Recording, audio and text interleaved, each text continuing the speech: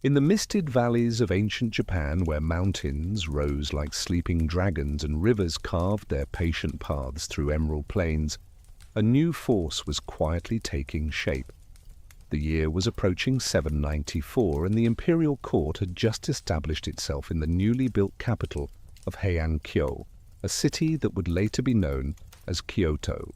Within the elegant corridors of power, where aristocrats composed poetry and debated the subtleties of Chinese philosophy, few could have imagined that the seeds of a warrior tradition were already being planted in the fertile soil of political necessity.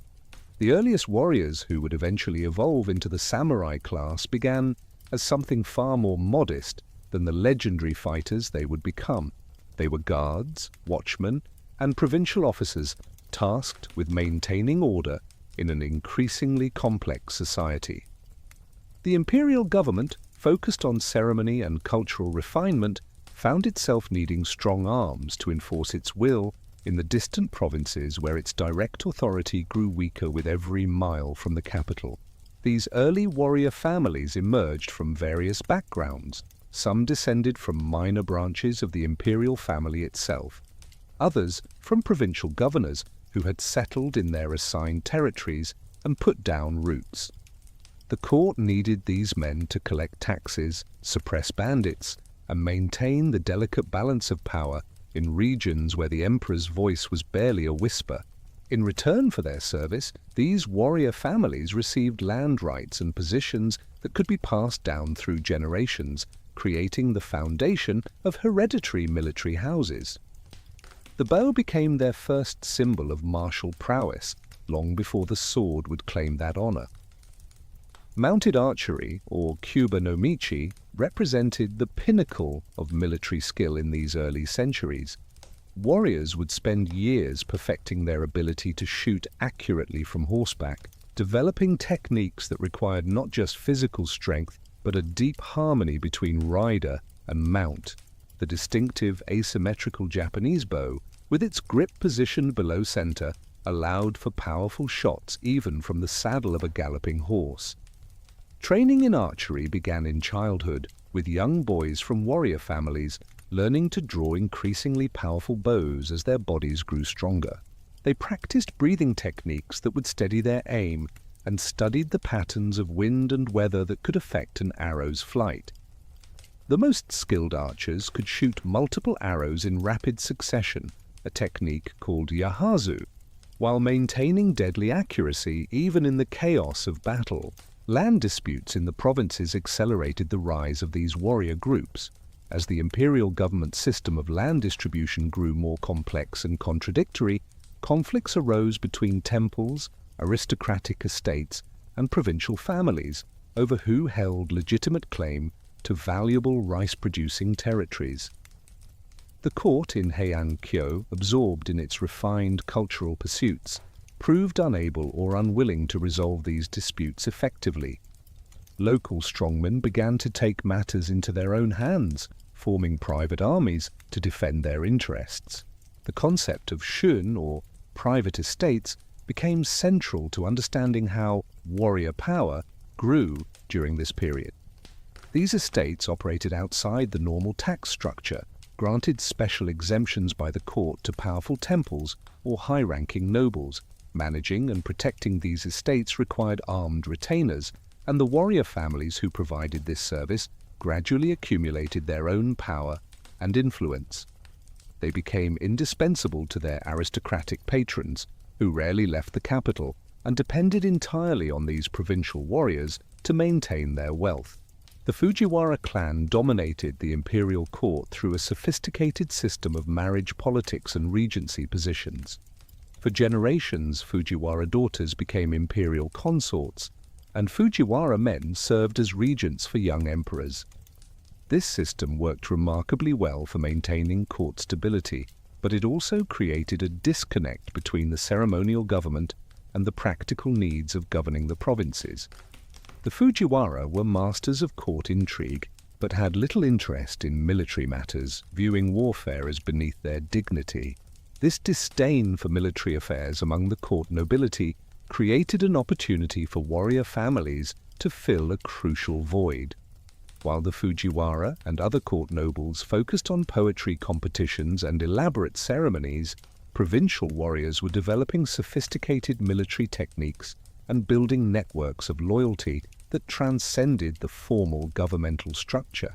They began to see themselves as a distinct class, bound by different values than the perfumed aristocrats of the capital. The provinces east of Kyoto, known as the Kanto region, became particularly important in the development of warrior culture. Here, far from the refined influence of the court, a rougher and more pragmatic society emerged. Warrior families in the Kanto developed their own codes of behavior, emphasizing loyalty to one's lord, courage in battle, and honor maintained through decisive action rather than elegant words. These Eastern warriors would eventually play a crucial role in reshaping all of Japan. Two great warrior clans began to dominate the military landscape by the middle of the Heian period. The Taira, also known as the Heike, traced their lineage back to Emperor Kamu and established themselves as the premier military force in Western Japan. They cultivated close ties with the court, adopting many aristocratic customs while maintaining their martial prowess. The Taira understood that military power alone was insufficient. They needed political sophistication to navigate the complex world of court politics. The Minamoto clan, also called the Genji, descended from Emperor Seiwa and built their power base in the eastern provinces. Unlike the Taira, who sought to blend into court society, the Minamoto maintained stronger connections to their provincial warrior roots. They developed a reputation for fierce independence and military excellence, attracting talented warriors from across eastern Japan to their banner. The rivalry between these two clans would define the next several centuries of Japanese history.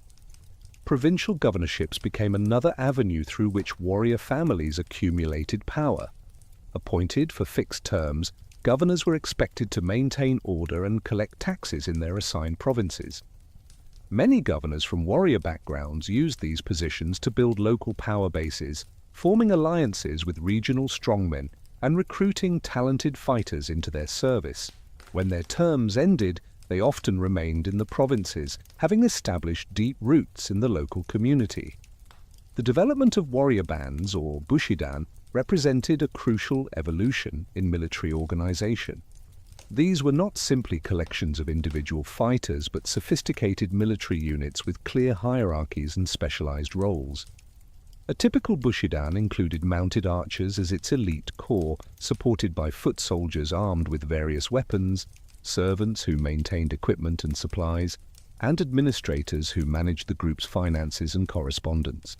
The leader of a bushidan commanded loyalty through a combination of charisma, military success, and generous distribution of rewards. Buddhist temples, particularly those of the Tendai and Shingon sects, began maintaining their own armies of warrior monks called Sohei. These militant monks challenged the traditional distinction between religious and military authority, fighting to protect temple lands and sometimes engaging in conflicts with secular warrior bands. The existence of these warrior monks added another layer of complexity to the evolving military landscape, as temples became political and military powers in their own right. The concept of ie, or household, became fundamental to how warrior families organized themselves. The ie was more than just a family unit. It was an economic, military, and political organization that could endure across generations. The head of the household held absolute authority, but he also bore responsibility for the welfare of all household members, from blood relatives to adopted sons to hereditary servants. Maintaining and expanding the ie became the primary goal that drove warrior families' political and military strategies. Marriage alliances played a crucial role in building warrior power. Unlike the Fujiwara, who married their daughters into the imperial family, warrior families formed horizontal alliances with other military houses. These marriages created networks of mutual support that could be activated in times of conflict. A well-connected warrior family could call upon brothers-in-law, cousins, and other relations for military support, multiplying their effective strength far beyond their own immediate resources. The tradition of adopting talented warriors into the family expanded these networks even further. A promising young warrior without significant family connections could be adopted by an established house, taking their name and inheriting their traditions. This practice allowed warrior families to recruit talent regardless of birth, strengthening their military capabilities while providing opportunities for social advancement that were largely absent in the rigid court hierarchy. Economic changes in the provinces contributed to the rise of warrior power. As agricultural techniques improved and population grew, the productivity of land increased, making control of territory even more valuable. Warriors who controlled productive estates could support larger military forces, creating a positive feedback loop where military power generated economic resources that funded greater military power. This economic foundation distinguished successful warrior houses from those that remained minor players in provincial politics. The imperial court's response to growing warrior influence was characterized by attempts to play different military factions against each other, rather than developing its own military capabilities. Court nobles would grant titles and positions to warrior leaders, hoping to secure their loyalty and service. However, these attempts at control often backfired, as warriors learned to manipulate court politics for their own benefit, extracting ever greater concessions in exchange for their military support. The middle years of the Heian period saw an escalation in the scale and frequency of military conflicts. What had once been small-scale disputes over land rights evolved into larger confrontations involving hundreds or even thousands of warriors. The Tengyo no Ran rebellion of 939-940, led by Taira no Masakado in the east and Fujiwara no Sumitomo in the west, demonstrated that provincial warriors could challenge imperial authority directly.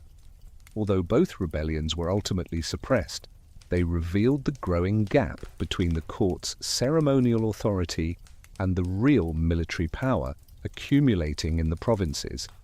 The suppression of these rebellions ironically strengthened the position of loyal warrior families.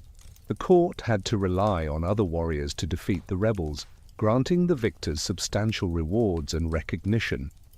Minamoto no Tsunemoto, who helped suppress Taira no Masakado's rebellion, established his family's reputation as loyal servants of the throne while simultaneously building their independent power base. This pattern would repeat throughout the late Heian period, with each crisis requiring greater concessions to the warriors who resolved it. The evolution of warrior equipment reflected their growing sophistication and wealth. Early provincial warriors often fought with simple armor made from leather or iron scales, but by the 11th century, elaborate suits of armor called oyoroi had been developed. These impressive defensive garments combined iron and leather plates bound with silk cords, creating armor that was both protective and flexible. The distinctive helmet designs, featuring elaborate crests and face guards, served both practical and psychological purposes, protecting the wearer while projecting an intimidating presence on the battlefield. Weapons technology also advanced significantly during this period. While the bow remained the primary weapon, swords began to gain importance as symbols of warrior status. The curved blade of the Japanese sword, perfected through sophisticated forging techniques, became renowned for its sharpness and durability. The process of creating these blades, involving repeated folding and differential tempering, produced weapons that were as much works of art as instruments of war. The relationship between warriors and the indigenous beliefs of Shinto grew stronger as military families sought divine protection for their endeavors. Warriors would visit shrines before battle, seeking blessings from the kami, or native deities. Many warrior families claimed descent from particular kami, using these divine connections to legitimize their authority. The war god Hachiman became especially important to warrior culture, with shrines dedicated to him spreading throughout Japan as warrior influence grew. By the 12th century, the stage was set for a dramatic transformation of Japanese society. The Hogan Rebellion of 1156 marked a crucial turning point, as disputes within the imperial family and the Fujiwara clan spilled over into armed conflict. For the first time, warriors were not simply suppressing provincial uprisings or defending estates, they were directly involved in determining succession to the throne itself. Both the Taira and Minamoto clans participated, though on different sides, and the outcome would reshape the balance of power. The Hogan Rebellion lasted only a single night, but its implications reverberated for generations. The victorious side, which included Taira no Kiyomori and Minamoto no Yoritomo, gained unprecedented influence at court. However, the alliance between these two warrior leaders quickly dissolved into rivalry. The methods used in the rebellion, including night attacks and the execution of defeated enemies, marked a departure from earlier conventions of warfare and signaled a new, more ruthless approach to political conflict. 3 years later, the Heiji Rebellion of 1159 saw the Taira and Minamoto clash directly. Minamoto no Yoritomo attempted to seize power through a bold coup, briefly capturing both the retired and reigning emperors. However, Taira no Kiyomori's superior political maneuvering and military response crushed the Minamoto uprising. Yoshitomo was killed, and his young sons, including the future shogun Minamoto no Yoritomo, were sent into exile. The Taira emerged as the dominant military force in Japan, with Kiyomori becoming the first warrior to truly rule from the capital. Taira no Kiyomori's rise to power represented both the culmination of warrior advancement during the Heian period and the beginning of its end. Unlike previous warrior leaders who had been content to serve the court from a distance, Kiyomori installed himself at the center of power, taking the highest court ranks and marrying his daughters into the imperial family, just as the Fujiwara had done.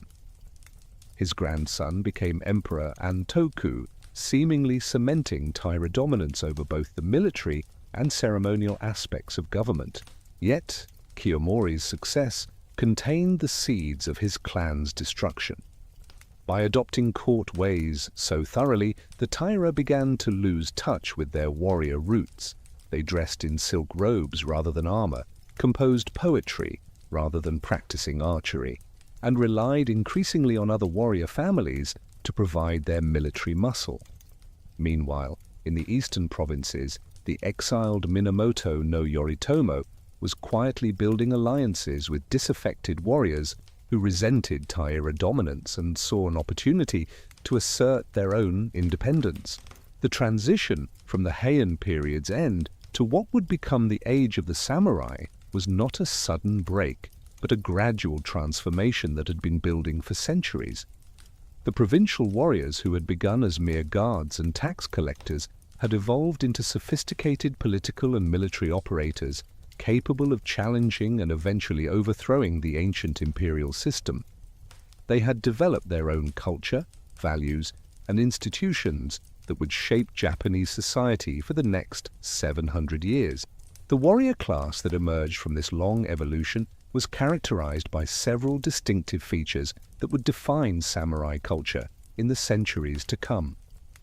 The emphasis on hereditary military service, the importance of personal loyalty between lord and retainer, the cultivation of martial skills as both practical necessity and spiritual practice, and the complex relationship between military power and political authority all had their roots in these formative centuries of the Heian period. As the 12th century drew to a close, Japan stood on the brink of a new age.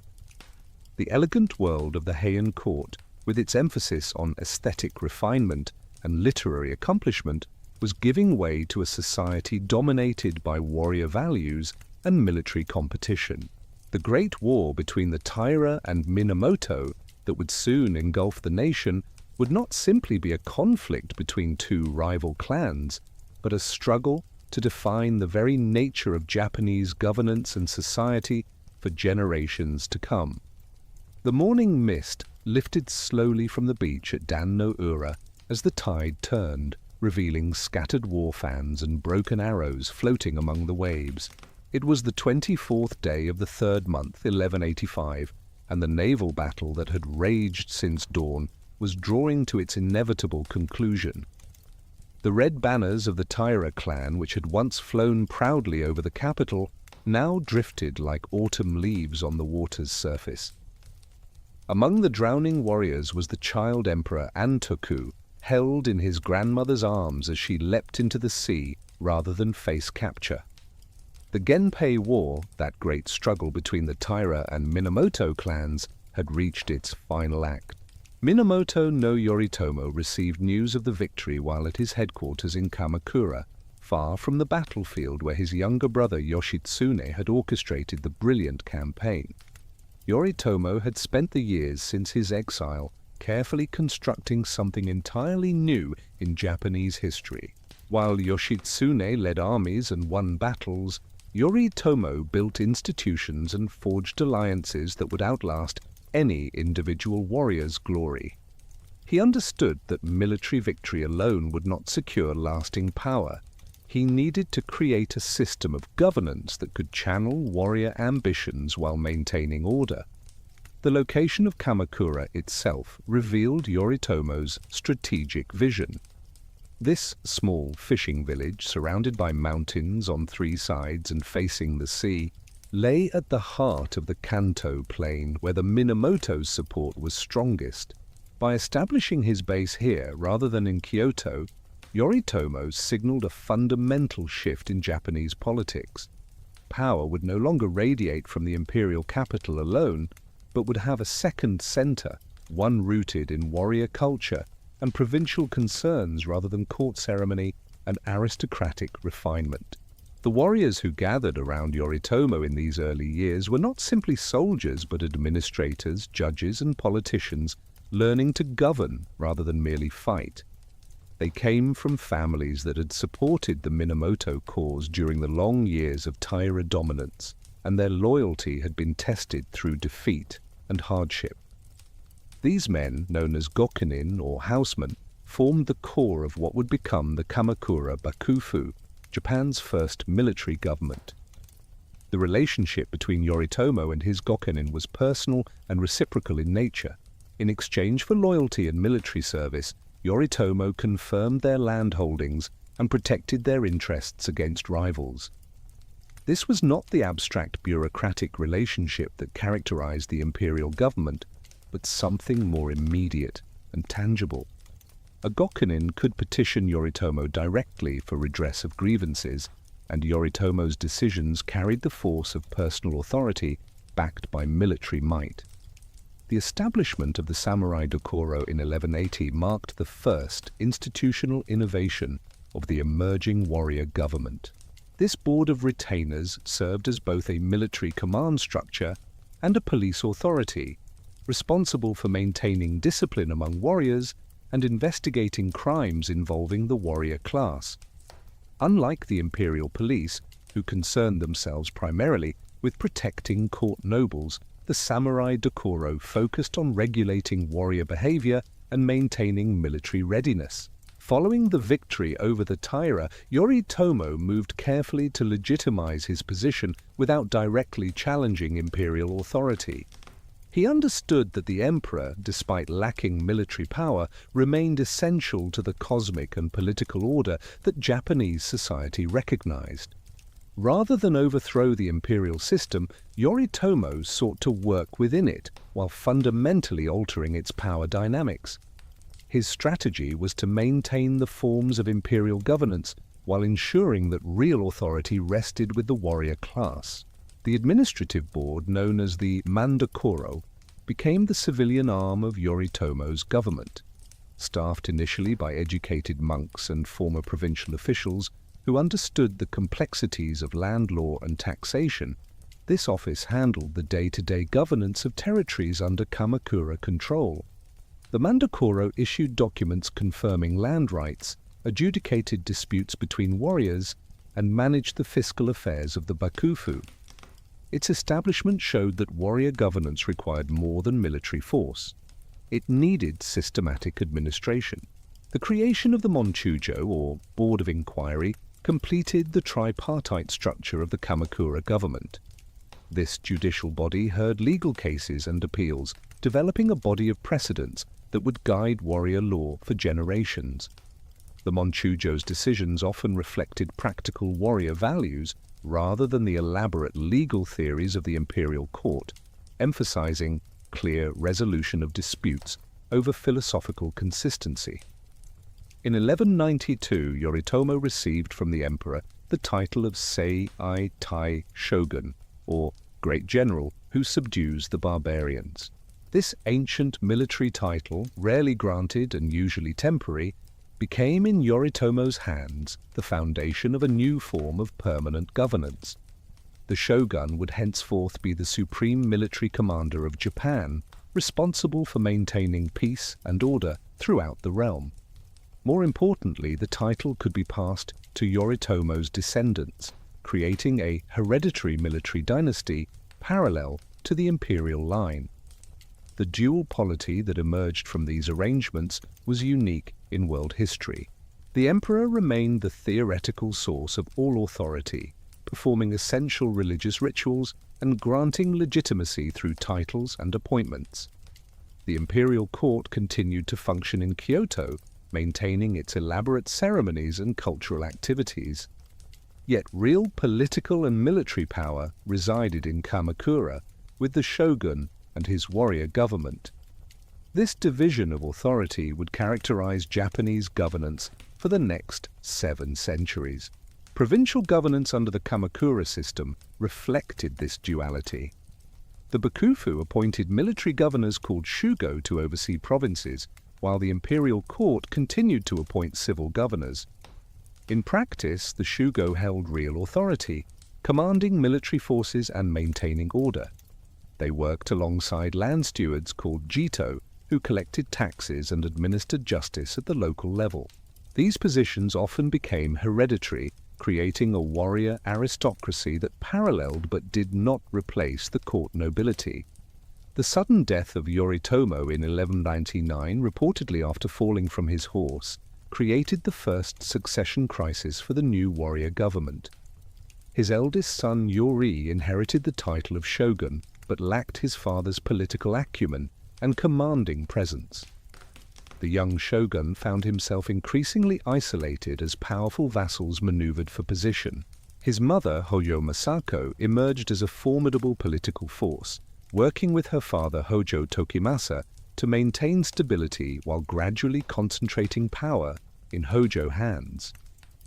The Hojo family's rise to dominance represented another evolution in warrior governance. Rather than claiming the shogunal title for themselves, they ruled as regents, or shikken, controlling the shogunate while maintaining the fiction that the Minamoto line continued to rule. This added yet another layer to Japan's complex political structure, with real power resting with the Hojo regents, who controlled the shogun, who theoretically served the emperor, who remained the ultimate source of legitimacy. Hojo Masako, known to history as the nun shogun, after taking religious vows following Yoritomo's death, demonstrated that political power in the warrior age was not exclusively male. She mobilized Kamakura's vassals through personal appeals to their loyalty, reminding them of their obligations to her late husband's memory. Her political skills helped navigate the shogunate through the dangerous transition from founder to successors, establishing precedents for regency that would endure for over a century. The Jokyu War of 1221 tested the stability of the dual polity when Emperor Go-Toba attempted to overthrow the Kamakura Bakufu and restore direct imperial rule. The retired emperor had carefully built up military forces loyal to the throne and chose his moment when he believed the Bakufu was weak. His call to arms asked warriors throughout Japan to remember their ultimate loyalty to the imperial throne rather than the military usurpers in Kamakura. The response to Go-Toba's challenge demonstrated how thoroughly the warrior class had accepted the new order. Rather than flocking to the imperial banner, most warriors remained loyal to Kamakura or stayed neutral. The Bakufu's forces, led by Hojo Yasutoki, marched on Kyoto and crushed the imperial forces within a month. The aftermath saw 3 emperors exiled, vast estates confiscated from imperial loyalists and redistributed to Kamakura supporters, and the establishment of a Bakufu deputy in Kyoto to monitor the imperial court. The Goseibai Shikimoku, or Formulary of Adjudications, promulgated in 1232 under Hojo Yasutoki's leadership, represented the maturation of warrior law. This legal code consisted of 51 articles that addressed the practical concerns of governing a warrior society. Unlike the elaborate Chinese-inspired codes of the imperial government, the Goseibai Shikimoku was written in simple language that ordinary warriors could understand. It dealt with matters such as inheritance rights, land disputes, and the duties of vassals to their lords. The code's approach to justice reflected warrior values of pragmatism and equity rather than adherence to abstract principles. For instance, while imperial law generally favored primogeniture, the Goseibai Shikimoku recognized that warrior families might need to divide inheritances among multiple sons to maintain military strength.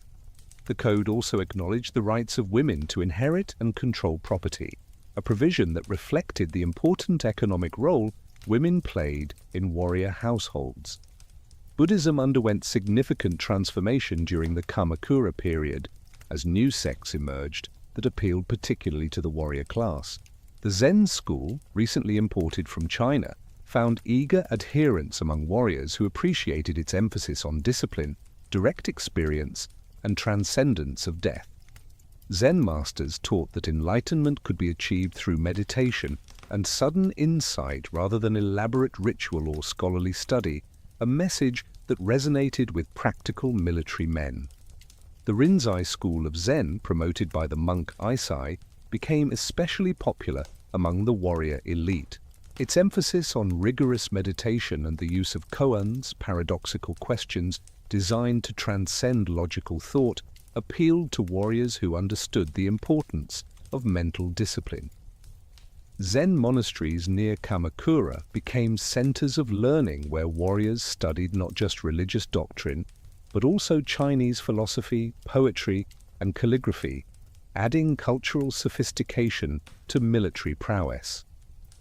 Pure Land Buddhism offered a different path that attracted many ordinary warriors. This school taught that salvation could be achieved through faith in Amida Buddha and the recitation of his name. The simplicity of this practice and its promise of rebirth in the Pure Land paradise appealed to warriors who faced death regularly and had little time for elaborate religious observances. The monk Honen and his disciple Shinran spread these teachings throughout Japan, democratizing Buddhism in ways that paralleled the political changes of the era. The monk Nichiren founded another new Buddhist school that reflected the turbulent spirit of the age. His teaching that the Lotus Sutra contained the ultimate truth of Buddhism and his fierce criticism of other schools created controversy and attracted followers among warriors who appreciated his uncompromising stance. Nichiren's prophecies of foreign invasion and national catastrophe would seem remarkably prescient when the Mongols arrived at Japan's shores. The first Mongol invasion of 1274 caught Japan largely unprepared for warfare on such a scale. The Mongol Empire, having conquered China and Korea, sent a fleet of 900 ships carrying approximately 30,000 soldiers to subjugate Japan. The invasion force landed at Hakata Bay in Kyushu, bringing military technologies and tactics that Japanese warriors had never encountered. The Mongols fought in disciplined units, used explosive projectiles, and employed psychological warfare through drums and gongs that terrified horses and men alike. Japanese warriors, accustomed to individual combat, beginning with formal announcements of name and lineage, found themselves facing an enemy that attacked in coordinated masses. The Mongol composite bows outranged Japanese bows, and their poisoned arrows added another terrifying element to the battle. The defending warriors fought with desperate courage but were gradually pushed back from the beaches. Only the onset of night allowed them to regroup, and a storm that arose during the night convinced the Mongol commanders to withdraw their forces to their ships. The storm intensified, becoming what the Japanese would later call kamikaze, or divine wind. Many Mongol ships were damaged or sunk, and the invasion force retreated to Korea. The Japanese victory was more due to weather than military prowess, a fact that the Bakufu's leaders clearly recognized.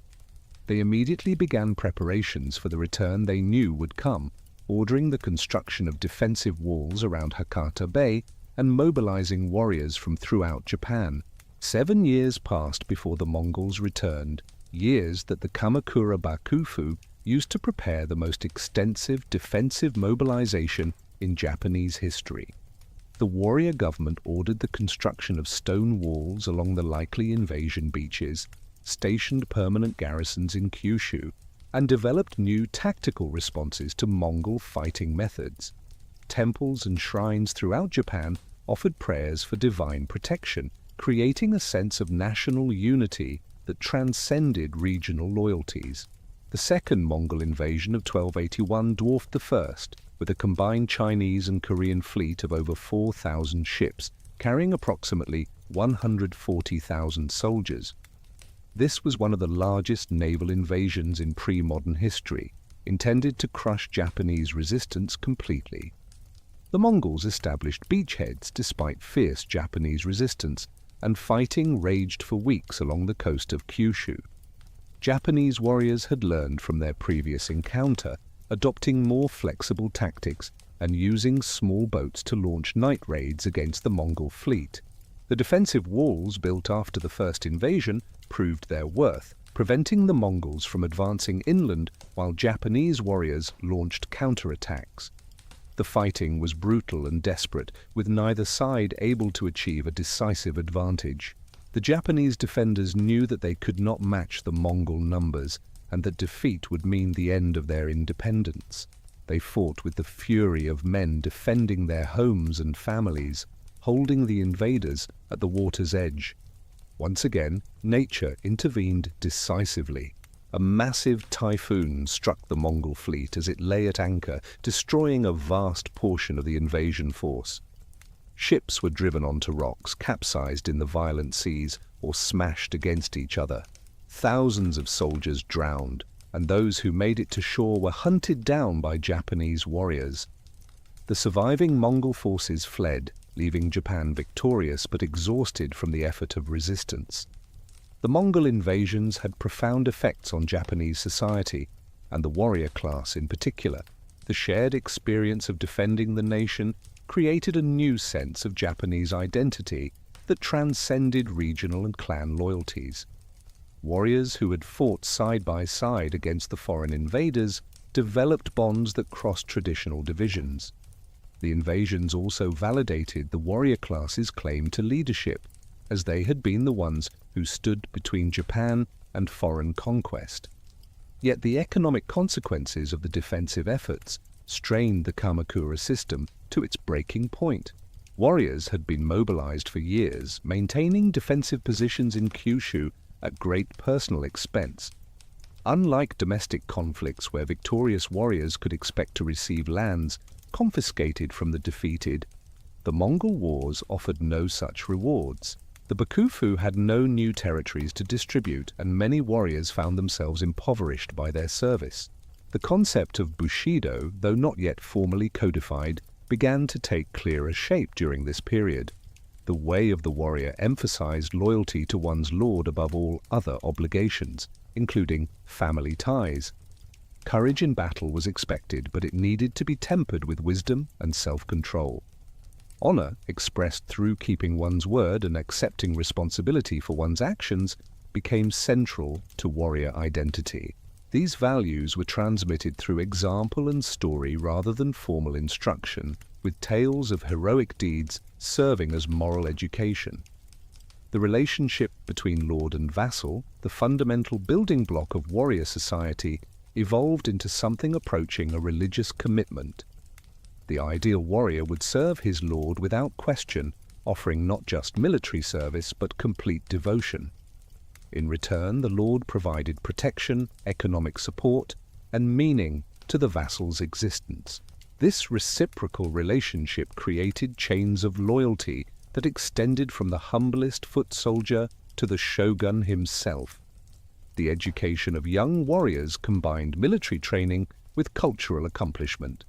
Boys from warrior families learned archery, swordsmanship, and horsemanship from an early age, but they also studied Chinese classics, practiced calligraphy, and learned to compose poetry. This combination of martial and cultural education produced warriors who could govern as well as fight, who understood that maintaining peace required different skills than winning wars. Women of the warrior class, while excluded from combat, played essential roles in maintaining warrior households. They managed estates when their husbands were on campaign, negotiated marriage alliances that strengthened family positions, and educated children in warrior values.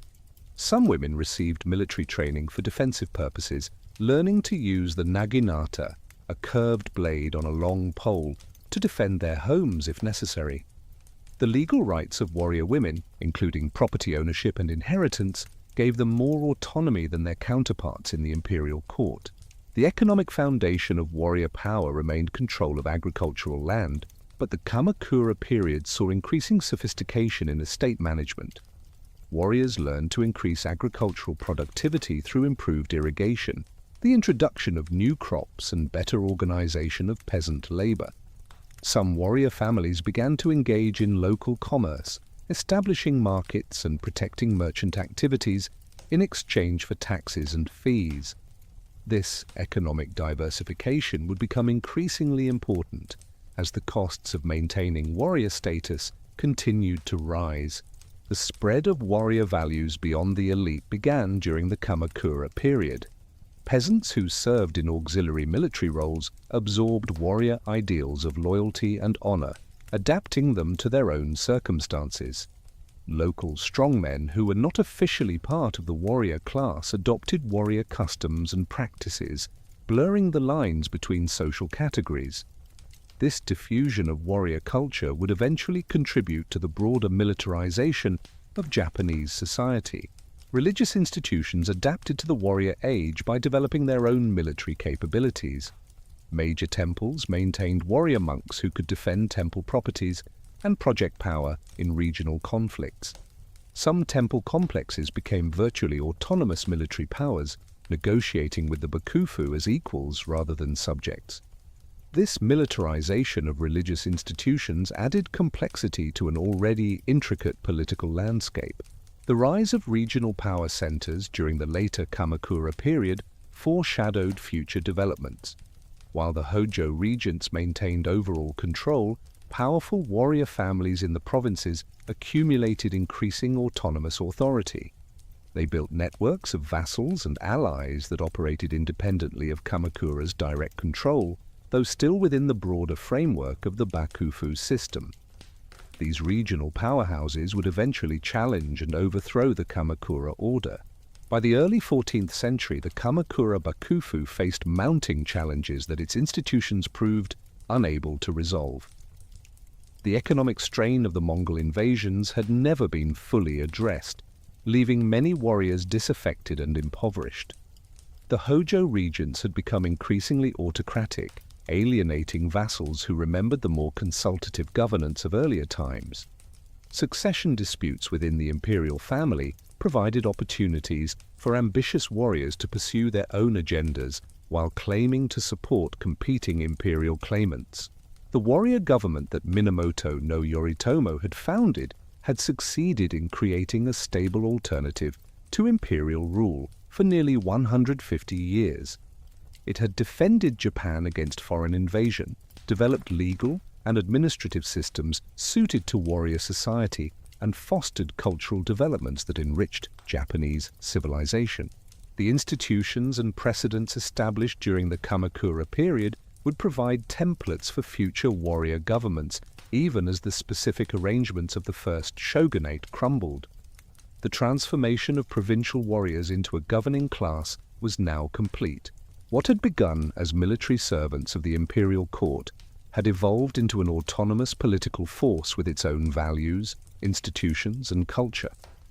The age of the samurai was no longer emerging, but fully established, setting patterns of governance and social organization that would define Japan for centuries to come. The end of the Kamakura period would bring chaos and conflict, but it would also open opportunities for new forms of warrior expression and achievement. The cherry blossoms fell like snow across the gardens of the newly built Golden Pavilion, their petals settling on the still water of the surrounding pond, where the three-story structure cast its perfect reflection. Ashikaga Yoshimitsu, the third shogun of the Muromachi Bakufu, stood on the upper balcony, contemplating an empire at peace. It was 1397, and this grandson of the founder of the second shogunate had achieved what neither his grandfather nor father could accomplish, uniting the northern and southern imperial courts after 60 years of division, and bringing the provincial warlords under his authority through a combination of military force, diplomatic skill, and cultural magnificence. The Ashikaga shogunate had emerged from the ashes of the Kamakura system through the ambitions of Ashikaga Takauji, a general who had initially been sent to suppress Emperor Go-Daigo's attempt to restore imperial rule. Instead, Takauji switched sides, helped destroy the Hojo Regency, and then turned against Go-Daigo himself when the emperor proved unwilling to share power with the warrior class. The resulting conflict split Japan between competing imperial courts, one in Kyoto supported by the Ashikaga, and another in the mountains of Yoshino claiming to be the legitimate line. Unlike the Minamoto, who had governed from distant Kamakura, the Ashikaga established their headquarters in Kyoto's Muromachi district, placing themselves at the heart of traditional culture and imperial authority. This decision profoundly shaped the character of their rule. The Ashikaga shoguns became patrons of art and learning on a scale that surpassed even the imperial court, using cultural achievement as a tool of political legitimacy and social control. They understood that ruling Japan required more than military might. It demanded the ability to define and exemplify civilization itself. Yoshimitsu embodied this synthesis of warrior power and cultural refinement. He could lead armies in battle and negotiate with hardened provincial warlords, but he could also engage in sophisticated discussions of Buddhist philosophy, judge poetry competitions, and appreciate the subtle aesthetics of newly imported Chinese paintings. His construction of the Kinkakuji, the Golden Pavilion, represented this fusion of influences combining Chinese architectural elements, Japanese design sensibilities, and Buddhist symbolism into a structure of unprecedented beauty. The cultivation of what would become known as the Higashiyama culture during the Muromachi period represented a golden age of Japanese aesthetics. This cultural flowering was not merely decorative, but deeply connected to warrior identity and governance. The ability to appreciate and create beauty became a mark of legitimate authority, distinguishing true leaders from mere military strongmen. Warriors who had once proved their worth solely through combat now needed to demonstrate cultural sophistication to be taken seriously in the corridors of power. The development of the tea ceremony exemplified this transformation of warrior culture. What began as a simple practice of drinking powdered green tea imported from China evolved into an elaborate ritual that embodied warrior values in aesthetic form. The tea ceremony's emphasis on precise movements, careful attention to seasonal details, and creation of a harmonious atmosphere between host and guests paralleled the discipline and awareness required in combat. Yet it channeled these martial virtues toward peaceful ends, creating spaces where enemies could meet without weapons and negotiate through the shared experience of beauty. Sen no Rikyu would later perfect the aesthetic of wabi-sabi within the tea ceremony, finding profound beauty in simplicity, imperfection, and transience. But even before his innovations, Muromachi period warriors were drawn to the tea ceremony's combination of rigid formality and spontaneous appreciation. The small, intimate spaces of tea houses became venues for political negotiation, alliance building, and the transmission of cultural values. A warrior who could perform the tea ceremony with grace demonstrated self-control and refinement that commanded respect beyond what sword skill alone could achieve. The emergence of distinct schools of martial arts during this period reflected a systematization of combat knowledge that had previously been transmitted informally within families. Master swordsmen began to codify their techniques and philosophical approaches, establishing ryuha or martial traditions that could be passed down through generations of students. These schools competed for students and patronage, each claiming superior methods for developing warrior prowess.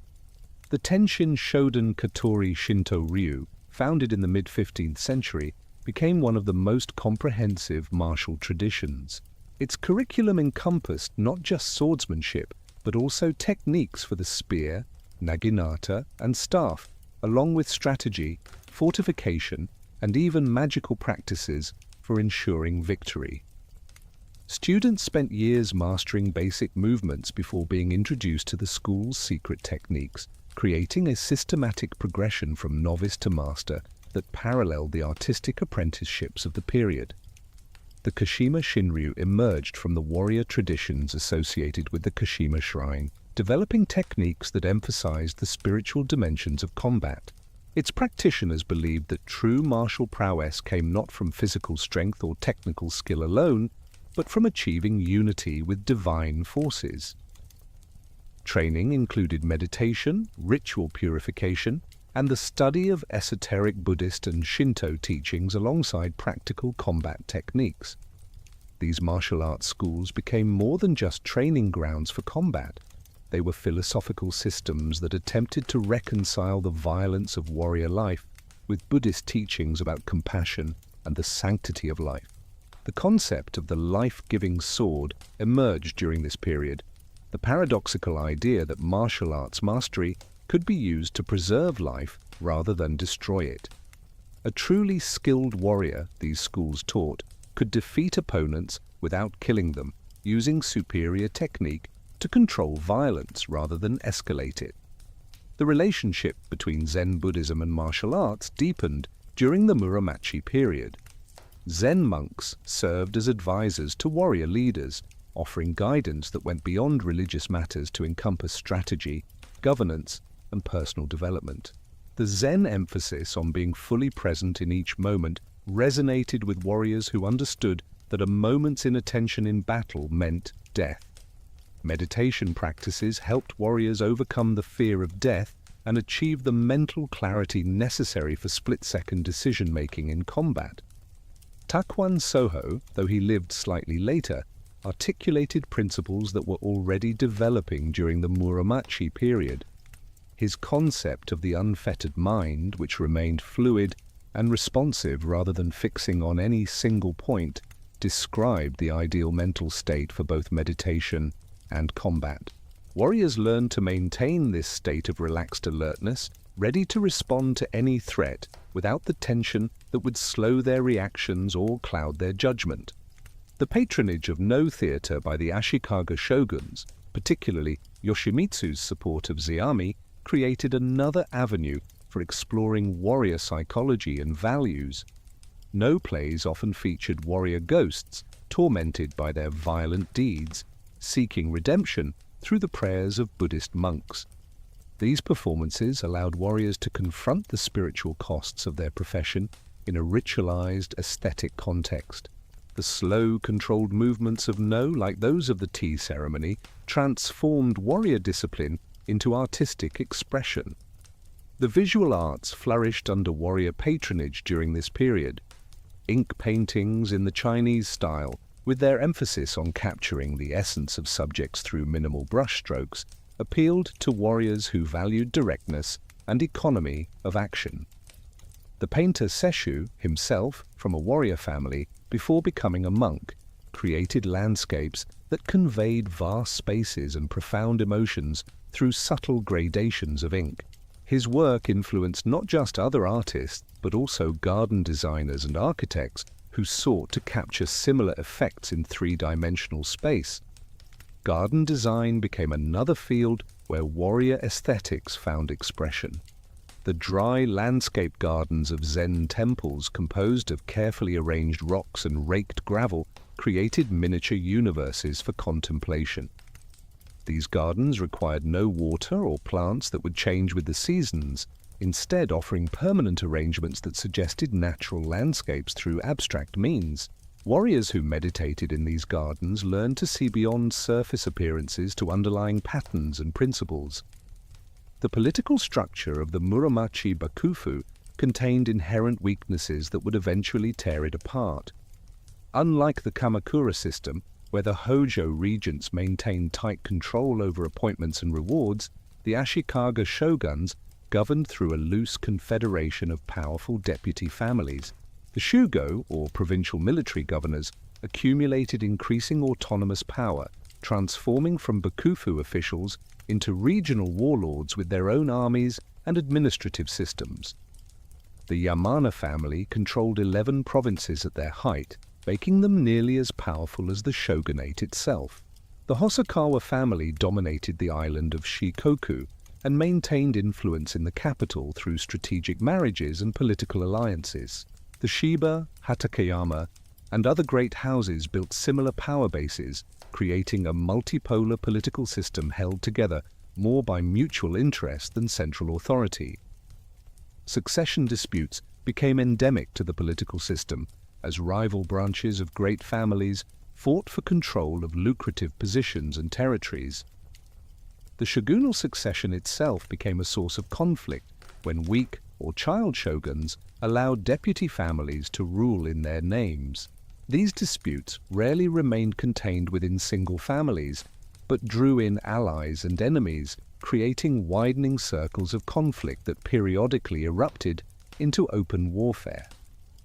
The Onin War, which began in 1467, started as a succession dispute within the Ashikaga family, but quickly metastasized into a general conflagration that would last 11 years and transform Japanese society. The initial conflict pitted Hosokawa Katsumoto against Yamana Sozen in support of rival claimants to the shogunate, but soon every major warrior family was drawn into the fighting. Kyoto became a battlefield, with armies entrenched in different quarters of the city, turning the imperial capital into a maze of fortifications and ruins. The warfare that characterized the Onin conflict differed markedly from earlier samurai battles. Instead of formal engagements between mounted warriors, the fighting consisted of street battles, siege warfare, and night raids. Foot soldiers armed with spears became more important than mounted archers, and the ability to construct and defend fortifications mattered more than individual martial prowess. The romantic ideals of warrior honor gave way to pragmatic calculations of survival and advantage. The destruction of Kyoto during the Onin War was catastrophic. The Golden Pavilion survived, but much of the city burned in the fighting. Temples, palaces, and warrior mansions that had stood for centuries were reduced to ashes.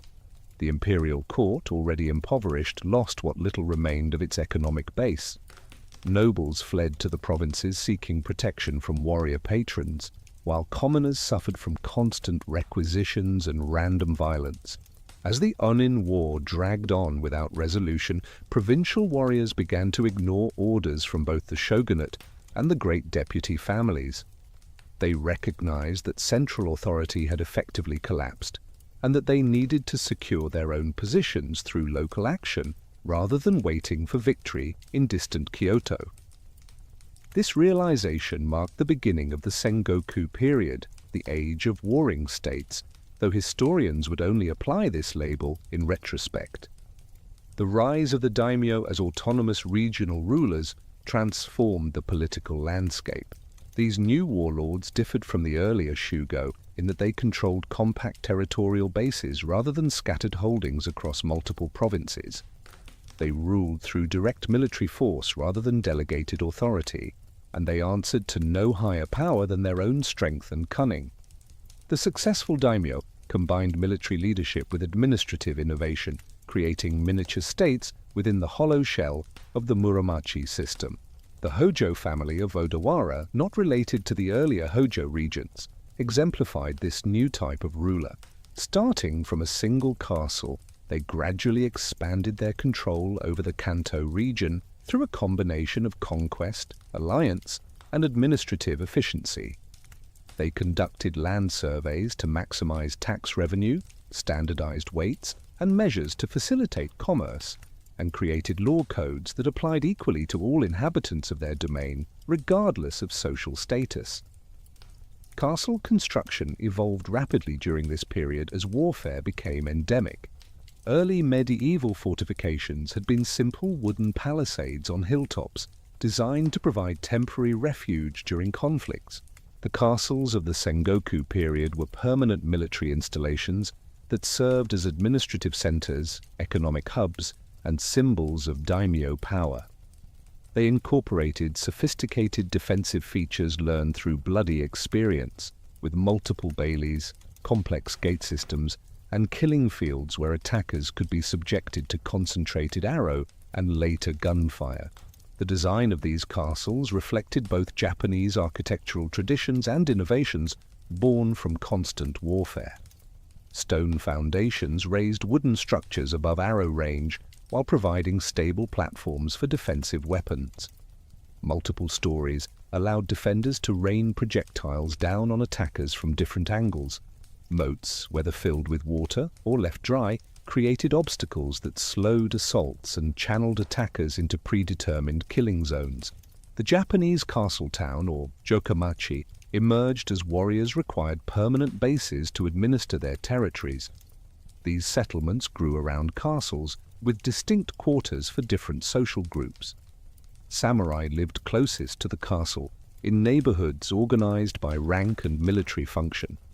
Merchants and artisans occupied designated districts where they could pursue their trades under daimyo protection. Temples and shrines were strategically placed to provide spiritual services while also serving as auxiliary fortifications if needed. The economic changes of the Muromachi period supported this military transformation. Agricultural productivity increased through improved techniques and the opening of new lands for cultivation. Commerce expanded as daimyo recognized that prosperous merchants meant higher tax revenues. Some domains began to specialize in particular products, such as silk, paper, or metalwork, trading surplus production for necessities they could not produce themselves. The arrival of Portuguese traders at Tanegashima in 1543 introduced a technology that would revolutionize Japanese warfare. The matchlock muskets they carried, known to the Japanese as Tanegashima or Teppo, offered killing power that no amount of sword skill or courage could overcome.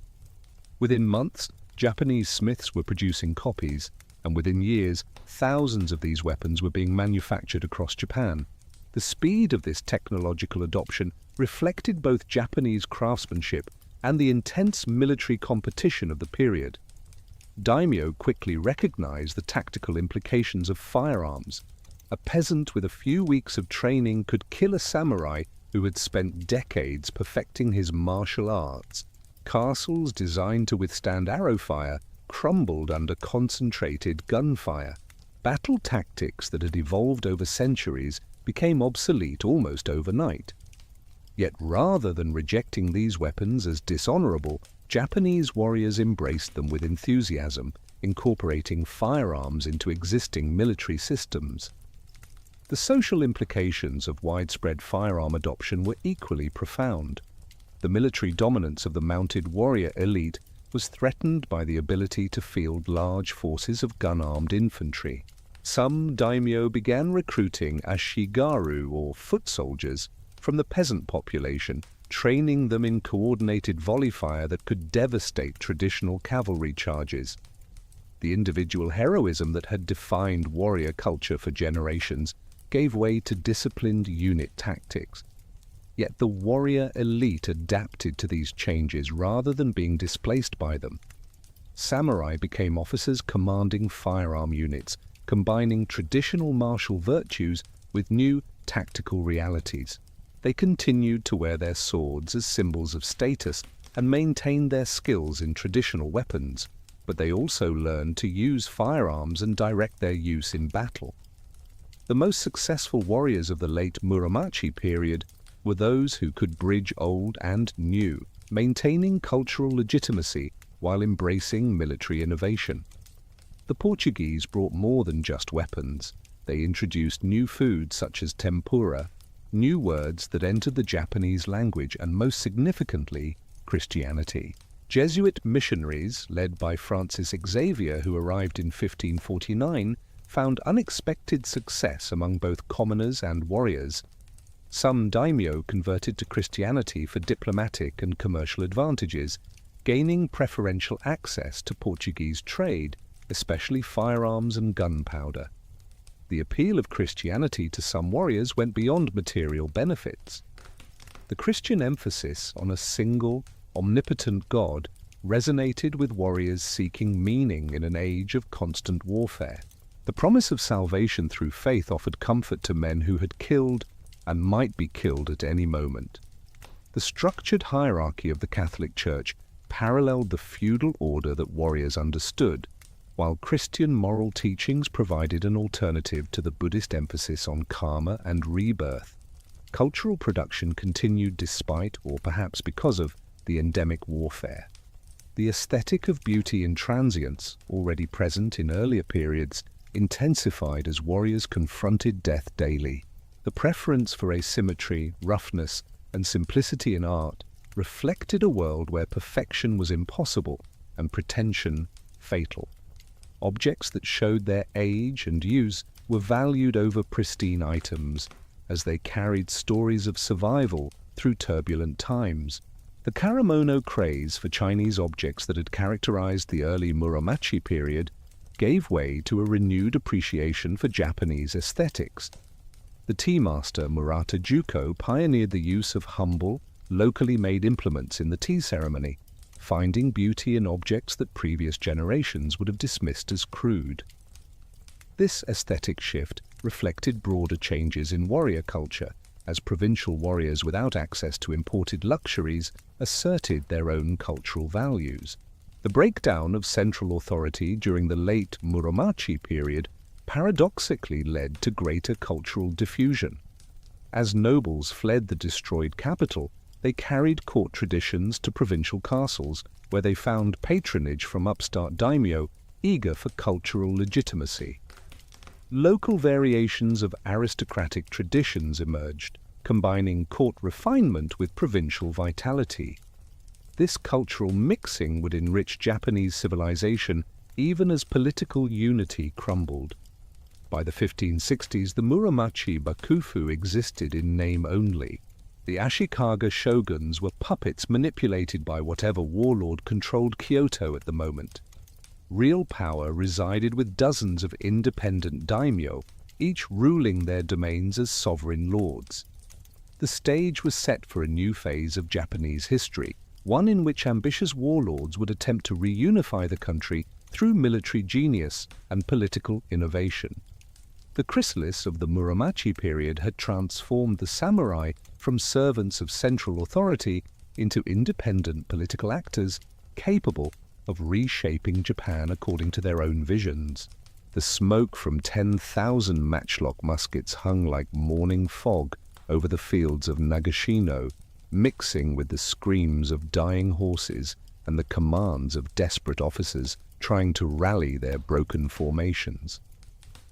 It was the 28th day of the 6th month, 1575, and Oda Nobunaga stood on a hill overlooking the battlefield where his 3,000 musketeers had just shattered the legendary cavalry of the Takeda clan. Wave after wave of mounted samurai had charged the wooden palisades behind which his gunners sheltered, only to be cut down by rotating volleys of lead balls that turned armor into death traps and courage into futility. Nobunaga watched without emotion as the cream of traditional samurai nobility died in the mud below. He understood what many of his contemporaries refused to acknowledge, that the age of individual warrior heroism was ending, and a new era of systematic warfare had begun. The man who would unify Japan after centuries of division was not the finest swordsman or the most cultured aesthete, but rather the one who best understood how to harness technology, organize resources, and project power without mercy or hesitation. Born in 1534 into a minor branch of the Oda clan in Owari province, Nobunaga had seemed an unlikely candidate for national leadership. His youth was marked by eccentric behavior that earned him the nickname the Fool of Owari from disapproving elders. He dressed in outlandish fashion, surrounded himself with lower-class companions, and showed more interest in firearms and military innovation than in traditional warrior accomplishments. Yet this apparent foolishness masked a brilliant strategic mind that saw opportunities where others saw only obstacles. The death of his father when Nobunaga was 17 thrust him into a leadership role for which few thought him prepared. Owari province was divided among squabbling factions, and neighboring warlords circled like vultures expecting easy conquest. Instead, they encountered a leader who combined tactical brilliance with utter ruthlessness. Nobunaga's victory over Imagawa Yoshimoto at Okehazama in 1560, where he defeated a force 10 times his size through a surprise attack during a thunderstorm, announced the arrival of a new power in central Japan. What distinguished Nobunaga from other daimyo was not just his military success, but his systematic approach to power. He understood that controlling territory meant more than defeating enemies. It required transforming economic and social structures to support sustained military campaigns. He abolished toll barriers within his domains to encourage commerce, standardized weights and measures to facilitate trade, and promoted talented individuals regardless of their social origin. His inner circle included former merchants, wandering warriors, and even men of peasant background who had proven their worth through ability rather than ancestry. The development of specialized military units under Nobunaga represented a revolution in samurai warfare. Rather than relying on traditional all-mounted warrior bands where each samurai fought as an individual, he created differentiated forces with specific tactical roles. His teppo-tai, or firearm units, trained in coordinated volley fire that could maintain continuous shooting by rotating ranks. His spear units learned to fight in tight formations that could repel cavalry charges. His engineers became experts in siege warfare, constructing mobile shields and mining tunnels that could bring down castle walls. Nobunaga's approach to castle construction reflected his innovative military thinking. Azuchi Castle, built on the shores of Lake Biwa, was not merely a fortress but a statement of power and a tool of governance. Rising 7 stories from a stone foundation, it dominated the landscape for miles around. The castle town that grew beneath its walls was carefully planned, with straight streets allowing rapid troop movement and designated areas for different economic activities.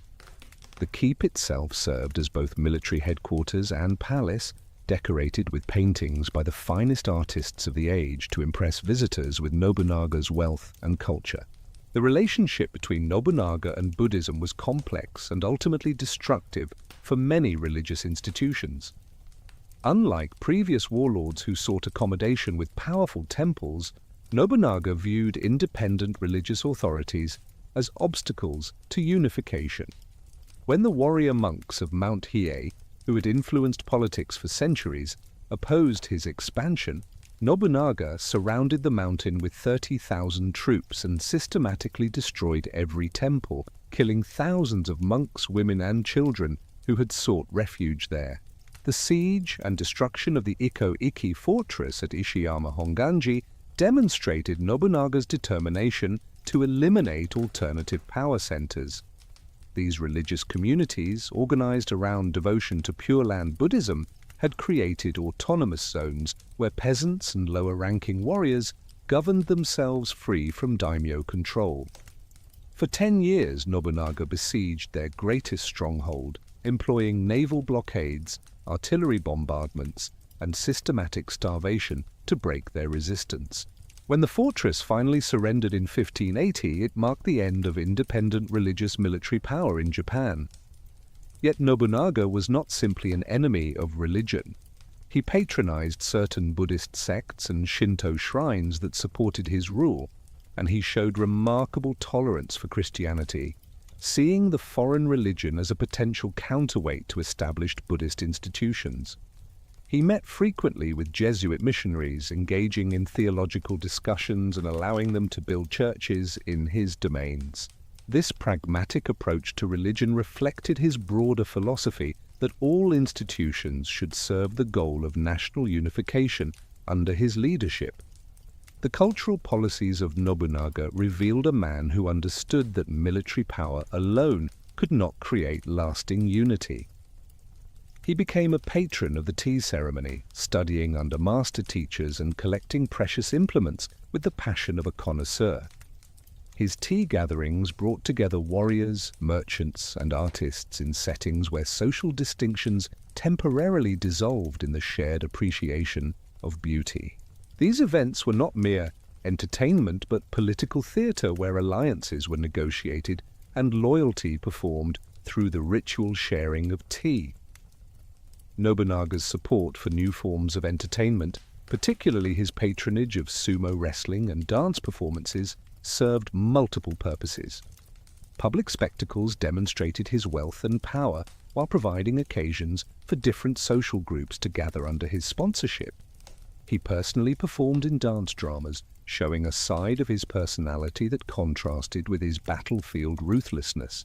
This calculated display of cultural engagement helped legitimize his rule among those who might question a minor daimyo's right to national leadership.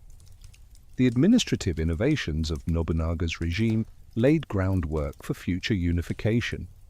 He conducted detailed land surveys to assess the productive capacity of conquered territories, using this information to assign appropriate military obligations to vassals. His policy of separating farmers from warriors, though not fully implemented during his lifetime, began the process of creating distinct social classes that would characterize later periods.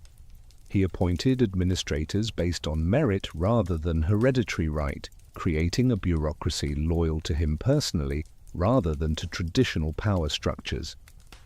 On the second day of the 6th month, 1582, Nobunaga rested at Honnoji Temple in Kyoto, accompanied by only a small guard, while his main armies campaigned on distant fronts. Before dawn, the temple was surrounded by troops led by Akechi Mitsuhide, one of Nobunaga's most trusted generals. Rather than surrender to a traitor, Nobunaga fought until wounded, then retreated into the temple's inner chambers, where he committed suicide as flames consumed the building. His body was never found, consumed entirely by the fire that destroyed his final refuge. The man who emerged from the chaos following Nobunaga's death seemed an unlikely successor to the great unifier. Toyotomi Hideyoshi had been born a peasant, his father a foot soldier who died when Hideyoshi was young. Small, ugly, and nicknamed Monkey for his simian features, he had risen through Nobunaga's ranks through sheer ability and determination. Starting as a sandal-bearer, he had become one of Nobunaga's most successful generals, combining military skill with diplomatic cunning that won victories through negotiation as often as battle. Hideyoshi's defeat of Akechi Mitsuhide at Yamazaki, just 13 days after Nobunaga's assassination, established his claim to succession. Moving with extraordinary speed, he had marched his army 200 miles in 4 days to engage the traitor before other generals could react.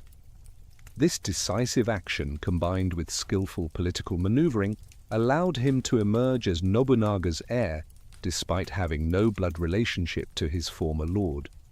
Within 3 years, he had subdued or co-opted all rival claimants and continued the work of unification. The methods Hideyoshi employed to complete the unification differed from Nobunaga's brutal directness. Where Nobunaga destroyed enemies completely, Hideyoshi preferred to convert them into subordinates, offering generous terms to those who submitted peacefully. His siege of Odawara Castle in 1590, which completed the conquest of eastern Japan, succeeded as much through psychological pressure as military force. He assembled an army of 200,000 men, the largest force ever gathered in Japan, and maintained it for months around the castle, demonstrating resources that no regional daimyo could match. The sword hunt of 1588 represented Hideyoshi's most radical social reform. Under the pretense of collecting metal to build a giant Buddha statue, he ordered the confiscation of all weapons from farmers, merchants, and temples. This disarmament of the general population created a monopoly on violence for the samurai class while preventing the peasant uprisings that had plagued earlier periods. The policy fundamentally transformed Japanese society, creating rigid distinctions between those who could bear arms and those who could not. Complementing the sword hunt was Hideyoshi's edict requiring all samurai to leave agricultural villages and reside in castle towns. This separation of warriors from farmers clarified social boundaries that had been increasingly blurred during the warfare of the Sengoku period. Samurai became urban administrators and soldiers supported by rice stipends rather than rural landlords directly managing agricultural production. This transformation would define samurai existence for the next 3 centuries. The land surveys Hideyoshi conducted across Japan standardized assessment methods and tax obligations for the first time in Japanese history. Every rice field was measured, its productivity evaluated, and its tax burden calculated according to uniform principles. These surveys, recorded in detailed registers, provided the statistical foundation for governing a unified nation. They also froze social relations, as the individuals listed as cultivators became permanently bound to their land, while those registered as samurai were confirmed in their warrior status. Hideyoshi's ambitions extended beyond Japan's borders to dreams of continental conquest. Having unified Japan, he envisioned himself as a world conqueror who would subjugate Korea, overthrow the Ming dynasty in China, and perhaps even reach India. These grandiose plans reflected both megalomania and practical political calculation, as foreign warfare would occupy the energies of warriors who might otherwise turn against his regime. In 1592, he launched the first invasion of Korea with an army of 160,000 men. The initial phase of the Korean invasion seemed to validate Hideyoshi's ambitions. Japanese forces, battle-hardened from decades of civil war and equipped with superior firearms, swept through Korea in weeks, capturing Seoul and advancing toward the Chinese border. However, the invasion soon bogged down against Korean resistance, particularly the brilliant naval campaigns of Admiral Yi Sun-sin, whose innovative turtle ships devastated Japanese supply lines. When China intervened with substantial forces, the conflict became a grinding stalemate. The Korean campaigns revealed both the strengths and limitations of samurai military power. Japanese warriors proved superior in close combat and small unit tactics, but they struggled with extended supply lines and unfamiliar terrain. The experience of fighting foreign enemies who used different tactics and weapons broadened Japanese military knowledge, but at enormous cost. Thousands of samurai died in Korea, and the economic burden of maintaining overseas armies strained even Hideyoshi's considerable resources. The cultural legacy of the Korean invasions included the forced migration of thousands of Korean artisans to Japan. Potters, in particular, were prized captives who established new ceramic traditions that enriched Japanese culture. The development of regional pottery styles, many founded by Korean craftsmen, created products that would become essential to the Japanese tea ceremony and aesthetic tradition. This cultural transfer, achieved through violence and coercion, nonetheless permanently influenced Japanese artistic development. Hideyoshi's construction projects demonstrated his desire to surpass all previous rulers in magnificence.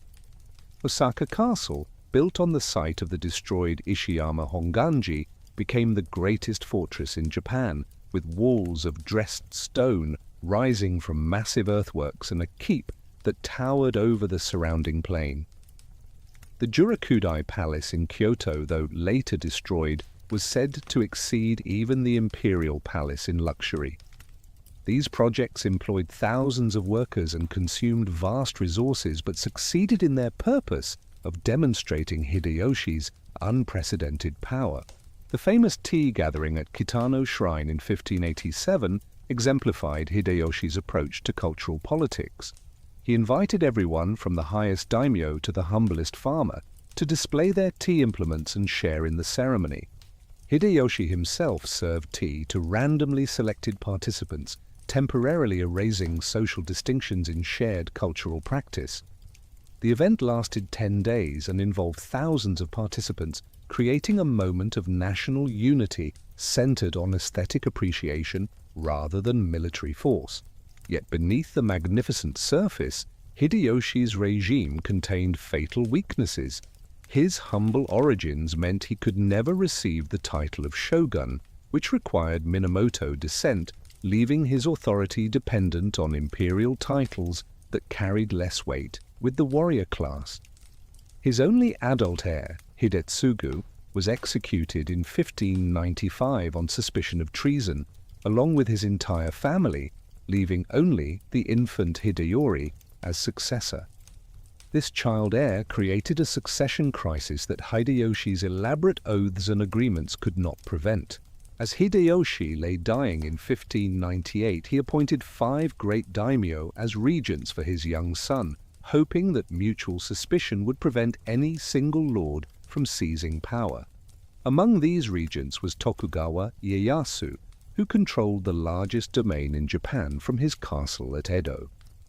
Ieyasu had submitted to Hideyoshi after Nobunaga's death, but had carefully preserved his independence, building his strength while appearing to serve loyally. Patient, where Nobunaga had been impulsive; subtle, where Hideyoshi had been dramatic. Ieyasu understood that lasting power required more than military victory. The coalition Hideyoshi had created began dissolving even before his death. The Council of Regents split between those loyal to Hideyori and those who saw opportunity in the succession crisis. Ishida Mitsunari, a brilliant administrator but poor military commander, attempted to organize resistance to Ieyasu's growing dominance.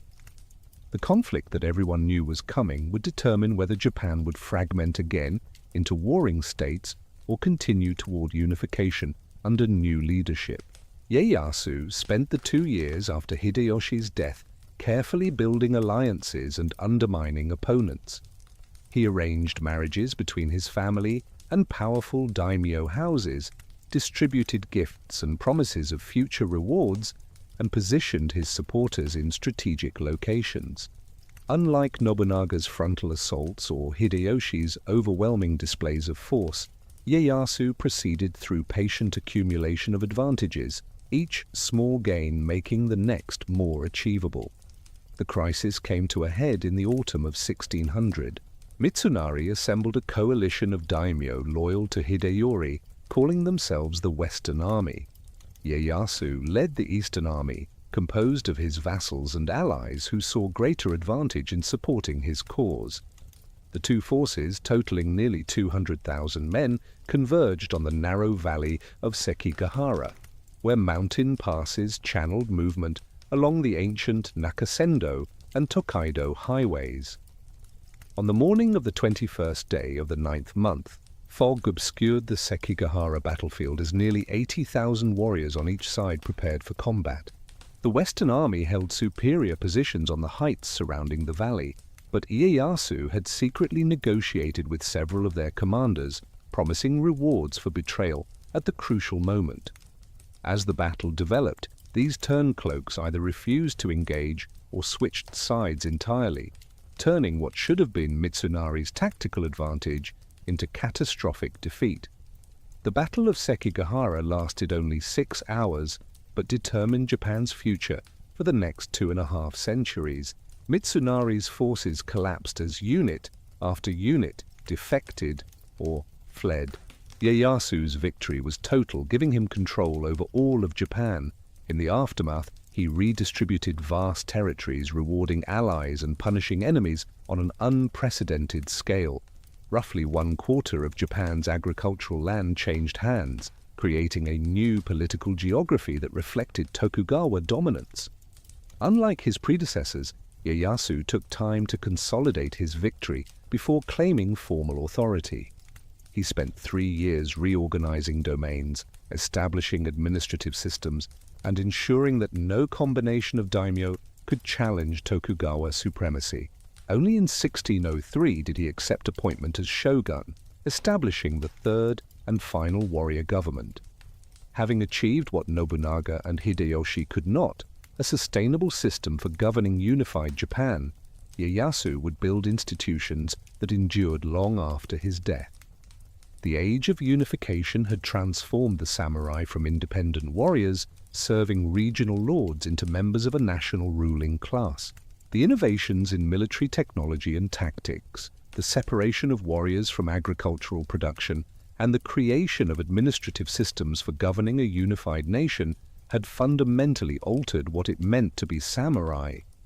The warriors who emerged from this crucible would face the challenge of maintaining their identity and purpose in a world that no longer required their military skills, a paradox that would define the centuries of peace that followed. The morning sun cast long shadows across the white-plastered walls of Edo Castle as Tokugawa Ieyasu stood in his private chambers, contemplating a map of Japan marked with the domains of every daimyo in the realm. It was 1605, just 2 years after receiving the title of shogun, and the 73-year-old warrior had made a decision that surprised even his closest advisors. He would abdicate in favor of his son Hidetada, demonstrating that unlike the Minamoto or Ashikaga, the Tokugawa shogunate would transfer power smoothly from father to son without succession disputes that invited chaos.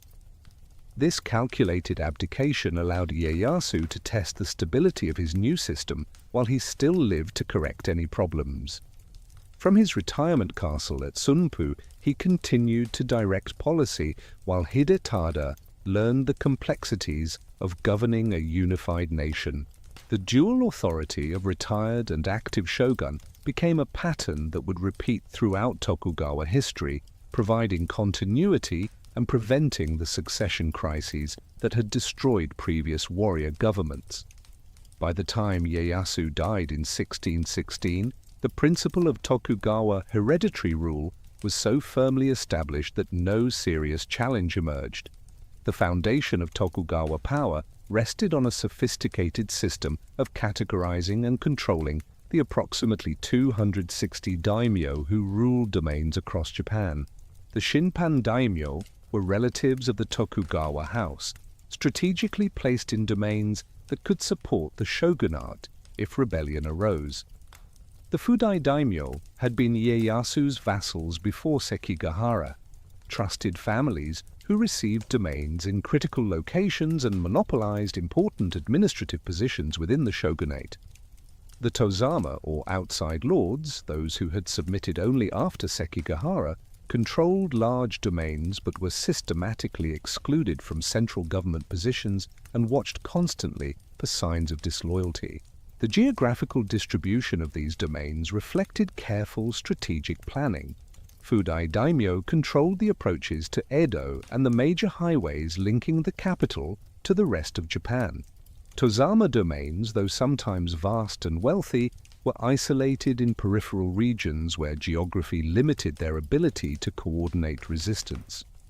The Tokugawa house itself directly controlled about 1/4 of Japan's productive land, ensuring resources that dwarfed any potential challenger. This chess-like arrangement of power made rebellion not impossible, but extremely difficult to organize successfully. The policy of sankinkotai, or alternate attendance, emerged as the most effective mechanism for controlling daimyo autonomy. Beginning informally under Ieyasu and formalized by the third shogun Iemitsu in 1635, this system required all daimyo to maintain residences in Edo and spend alternate years there, attending the shogun. When daimyo returned to their domains, They left their wives and children in Edo as permanent hostages. This elegant solution achieved multiple objectives simultaneously, draining daimyo resources through the expense of maintaining dual residences and regular processions while preventing the formation of regional power bases that could threaten Tokugawa authority. The processions between domains and Edo became spectacular displays of daimyo wealth and power, yet they also revealed the constraints under which these lords operated. A typical daimyo procession might include hundreds or even thousands of retainers carrying the lord's possessions in lacquered boxes, bearing weapons that would never be used, and wearing matching clothing that identified their affiliation. The expense of these journeys, which had to maintain appropriate dignity while traveling established routes at predetermined times, consumed substantial portions of domain revenues that might otherwise fund military preparations. The transformation of Edo from a fishing village surrounding a castle into the world's largest city by 1700 resulted directly from the Sankin Kotai system. The constant presence of daimyo and their retainers created enormous demand for goods and services. Merchants flocked to supply luxury items that daimyo required to maintain face in the shogun's capital. Artisans developed specializations in everything from sword polishing to theatrical costume creation. Entertainment districts emerged to amuse bored samurai far from home, while religious institutions provided spiritual services and education for the swelling population. The samurai class itself underwent fundamental transformation during these early decades of peace. Warriors who had defined themselves through combat now faced the challenge of maintaining martial identity without actual warfare. The shogunate addressed this paradox by emphasizing that administrative service represented another form of martial duty. The brush became as important as the sword, with samurai education focusing on literacy, mathematics, and Confucian philosophy necessary for bureaucratic functions. Yet the fiction of military readiness was carefully maintained through regular martial arts practice and the requirement that samurai always carry two swords as symbols of their status. The codification of bushido, the way of the warrior, during this period represented an attempt to preserve martial values in an unmartial age. Writers like Yamaga Soko articulated principles that supposedly governed samurai behavior since ancient times, but were actually contemporary constructions designed to give meaning to a warrior class without wars. Loyalty to one's lord became the supreme virtue, elevated above family obligations or personal interests. Death before dishonor was romanticized through historical examples carefully selected to inspire appropriate behavior. The concept of on, or obligation, became central to the psychology of Tokugawa society. Every individual existed within networks of obligation that structured social relations with mathematical precision. A samurai owed unlimited obligation to his lord for the stipend that supported his family. He owed different obligations to parents, teachers, and benefactors, each requiring specific forms of repayment.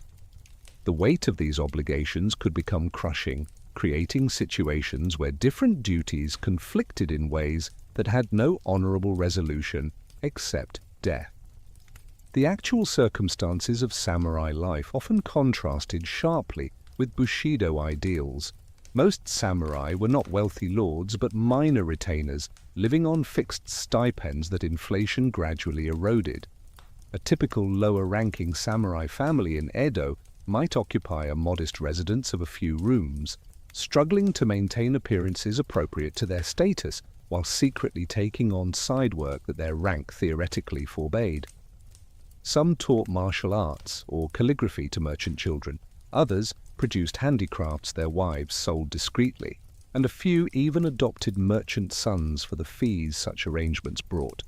The education of samurai children began early and followed prescribed patterns that reinforced class identity. Boys started learning Chinese characters at age 5 or 6, progressing through the Confucian classics that provided moral instruction along with literacy. They practiced calligraphy daily, as the ability to write beautifully was considered essential to administrative service. Military arts training began around age 7, starting with wooden swords and progressing to real weapons as strength developed.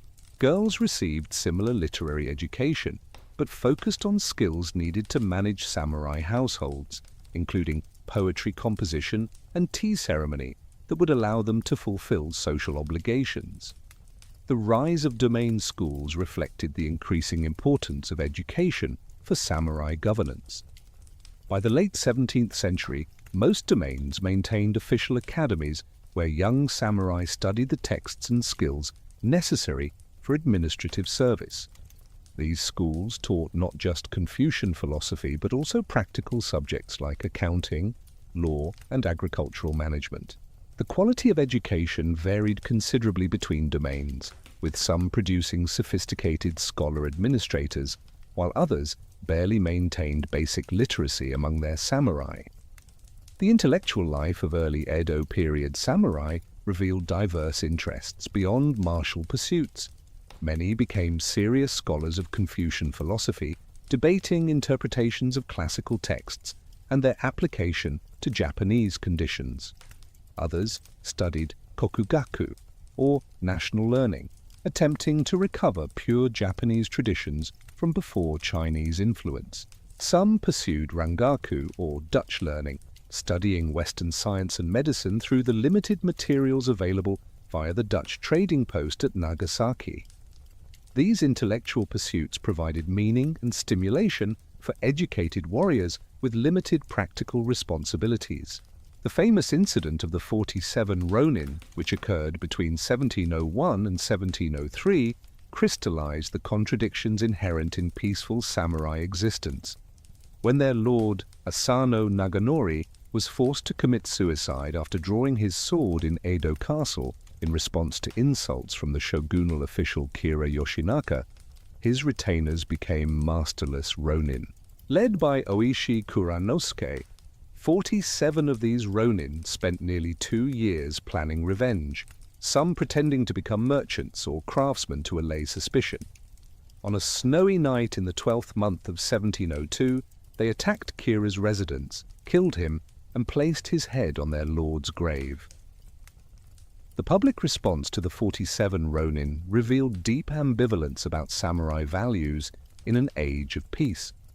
Many praised them as exemplars of loyalty who had fulfilled their obligation to their lord despite knowing it meant their own deaths. Others condemned them as criminals who had violated the law and disrupted public order for a private vendetta. The shogunate faced a dilemma, wanting to uphold the law while recognizing that punishing such loyalty might undermine the ideological foundations of samurai rule. After much deliberation, the shogunate ordered the 47 Ronin to commit suicide, granting them the honorable death of samurai rather than the execution of common criminals.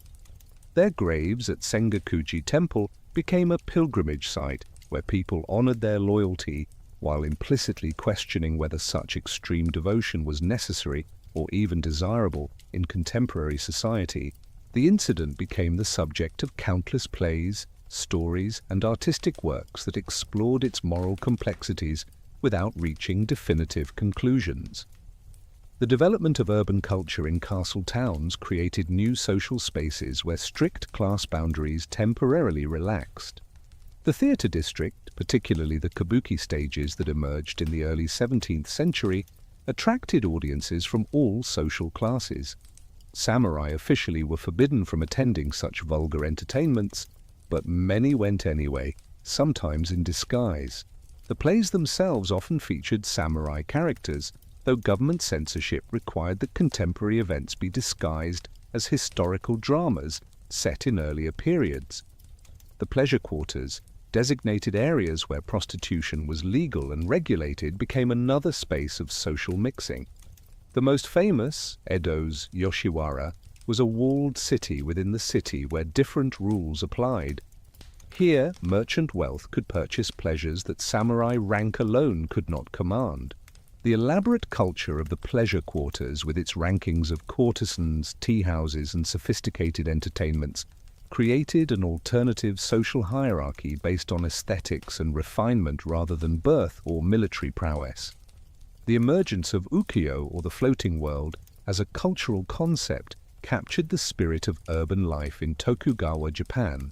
This floating world encompassed the ephemeral pleasures of theatre, pleasure quarters, and festivals, celebrating the transient beauty of cherry blossoms, the excitement of new kabuki productions, and the elegance of fashionable courtesans. Ukiyo-e, pictures of the floating world, became a major art form, with woodblock prints making images of actors, beautiful women, and famous places available to a broad public. The merchant class, officially ranked below farmers in the Confucian social hierarchy, accumulated increasing wealth and cultural influence during the 17th century. While samurai remained fixed on declining stipends, merchants profited from the expanding economy created by political stability. The great merchant houses of Osaka and Edo, such as the Mitsui and Sumitomo families, developed sophisticated commercial practices including paper currency, futures markets, and complex credit arrangements that financed both domain governments and samurai consumption. The relationship between samurai and merchants grew increasingly complex as warrior indebtedness deepened. Many samurai borrowed from merchants to maintain the lifestyle their status required, using future stipend payments as collateral. Some merchants gained informal influence over domain policy through their financial leverage, though they could never translate economic power into official political authority. The fiction that merchants were social inferiors became harder to maintain when samurai depended on merchant loans to survive. Rice brokers in Osaka developed the world's first futures market, trading contracts for rice delivery that allowed both domains and merchants to hedge against price fluctuations. This financial innovation, born from the practical needs of converting rice tax payments into money, demonstrated Japanese commercial sophistication that equaled or exceeded contemporary European practices. The Dojima Rice Exchange became the center of national commerce, with prices established there affecting transactions throughout Japan. The money economy's expansion challenged the traditional rice-based system of samurai compensation. While samurai received fixed amounts of rice as stipends, they needed money for most purchases in the urban environment. The conversion of rice to cash subjected samurai income to market fluctuations they could not control. When rice prices fell, samurai purchasing power declined, but their obligations to maintain appropriate residences, clothing, and servants remained constant. This economic vulnerability contributed to growing samurai impoverishment that would accelerate in subsequent centuries. Artisans occupied an ambiguous position in Tokugawa society, officially ranked below farmers, but often enjoying higher actual incomes and social prestige. Swordsmiths, despite working with their hands, commanded respect from samurai who understood that their lives might depend on blade quality. Carpenters who built temples and castles possessed knowledge considered almost sacred. The most skilled artisans in various crafts received official appointments from daimyo or even the shogun, elevating their status above what their class position would suggest. The concept of ie, or household, which had originated among warriors, spread throughout Tokugawa society as the fundamental social and economic unit. Merchant houses adopted samurai-style hereditary succession with careful attention to maintaining family enterprises across generations. Even artisan workshops organized themselves as hereditary households, passing techniques and customer relationships from master to designated successor. This emphasis on continuity and hierarchy, borrowed from samurai culture, provided stability but also rigidity that would eventually inhibit adaptation to changing conditions. The position of women in samurai families reflected the contradictions of peaceful warrior society. Elite samurai women received extensive education and often managed household finances while their husbands attended to official duties. They were expected to embody samurai virtues of loyalty and self-sacrifice, prepared to kill themselves and their children rather than suffer capture in siege situations that would never come. Yet they were increasingly excluded from public life, with their movements restricted and their legal rights diminished compared to earlier periods when warfare made female autonomy necessary. The practice of junshi, or following one's lord in death through suicide, was officially prohibited in 1663 but revealed the psychological pressures of samurai existence. Warriors who had defined themselves through willingness to die for their lords struggled to find meaning in bureaucratic service. Some sought death as escape from the contradictions of their position, using their lord's natural death as an excuse for suicide that Bushido ideology valorized. The prohibition of yunshi represented government recognition that such extreme expressions of loyalty were dysfunctional in a peaceful society. Buddhism and Shinto underwent significant transformations during the early Edo period as the shogunate incorporated religious institutions into its control system. The temple registration system required every Japanese family to affiliate with a Buddhist temple that would verify their religious orthodoxy and implicitly their political reliability. Temples became arms of government surveillance, monitoring populations and preventing the spread of Christianity, which was violently suppressed after the Shimabara Rebellion of 1637-88. The intellectual synthesis of Neo-Confucianism with traditional Japanese beliefs created new frameworks for understanding social order. Hayashi Razan and other official scholars argued that the Tokugawa political structure reflected natural cosmic principles, with the shogun maintaining earthly order just as celestial bodies followed predetermined paths. This ideology justified hereditary hierarchy while encouraging moral self-cultivation within one's assigned position. The apparent contradiction between Confucian meritocracy and Japanese hereditary privilege was resolved by arguing that virtue was inherited along with social position. By 1700, the transformation of the samurai from warriors to administrators was largely complete. The great peace that the Tokugawa system created had succeeded beyond what its founders might have imagined, creating conditions for economic growth, cultural flowering, and population expansion that would characterize the next century. Yet this success contained seeds of future crisis, as the military class that justified its privileges through martial prowess found those skills increasingly irrelevant to actual governance. The samurai who emerged from the 17th century were fundamentally different from their ancestors who had fought at Sekigahara. They were literate bureaucrats rather than mounted archers, urban residents rather than rural lords, and salaried officials rather than independent warriors. Yet they maintained the forms and symbols of warrior culture, wearing swords they rarely drew, practicing martial arts they would never use in actual combat, and studying military classics that described warfare none would experience. This tension between martial identity and peaceful reality would define samurai existence for the next century and a half. The cherry blossoms falling in the garden of the Shoheizaka Academy resembled snow against the dark wooden buildings where young samurai bent over their texts, brushing careful copies of Confucian classics under the watchful eyes of scholarly instructors. It was spring of 1710, and the fifth shogun Tsunayoshi had recently died, leaving a legacy of intellectual refinement and legal reform that had transformed samurai education from practical training into philosophical inquiry.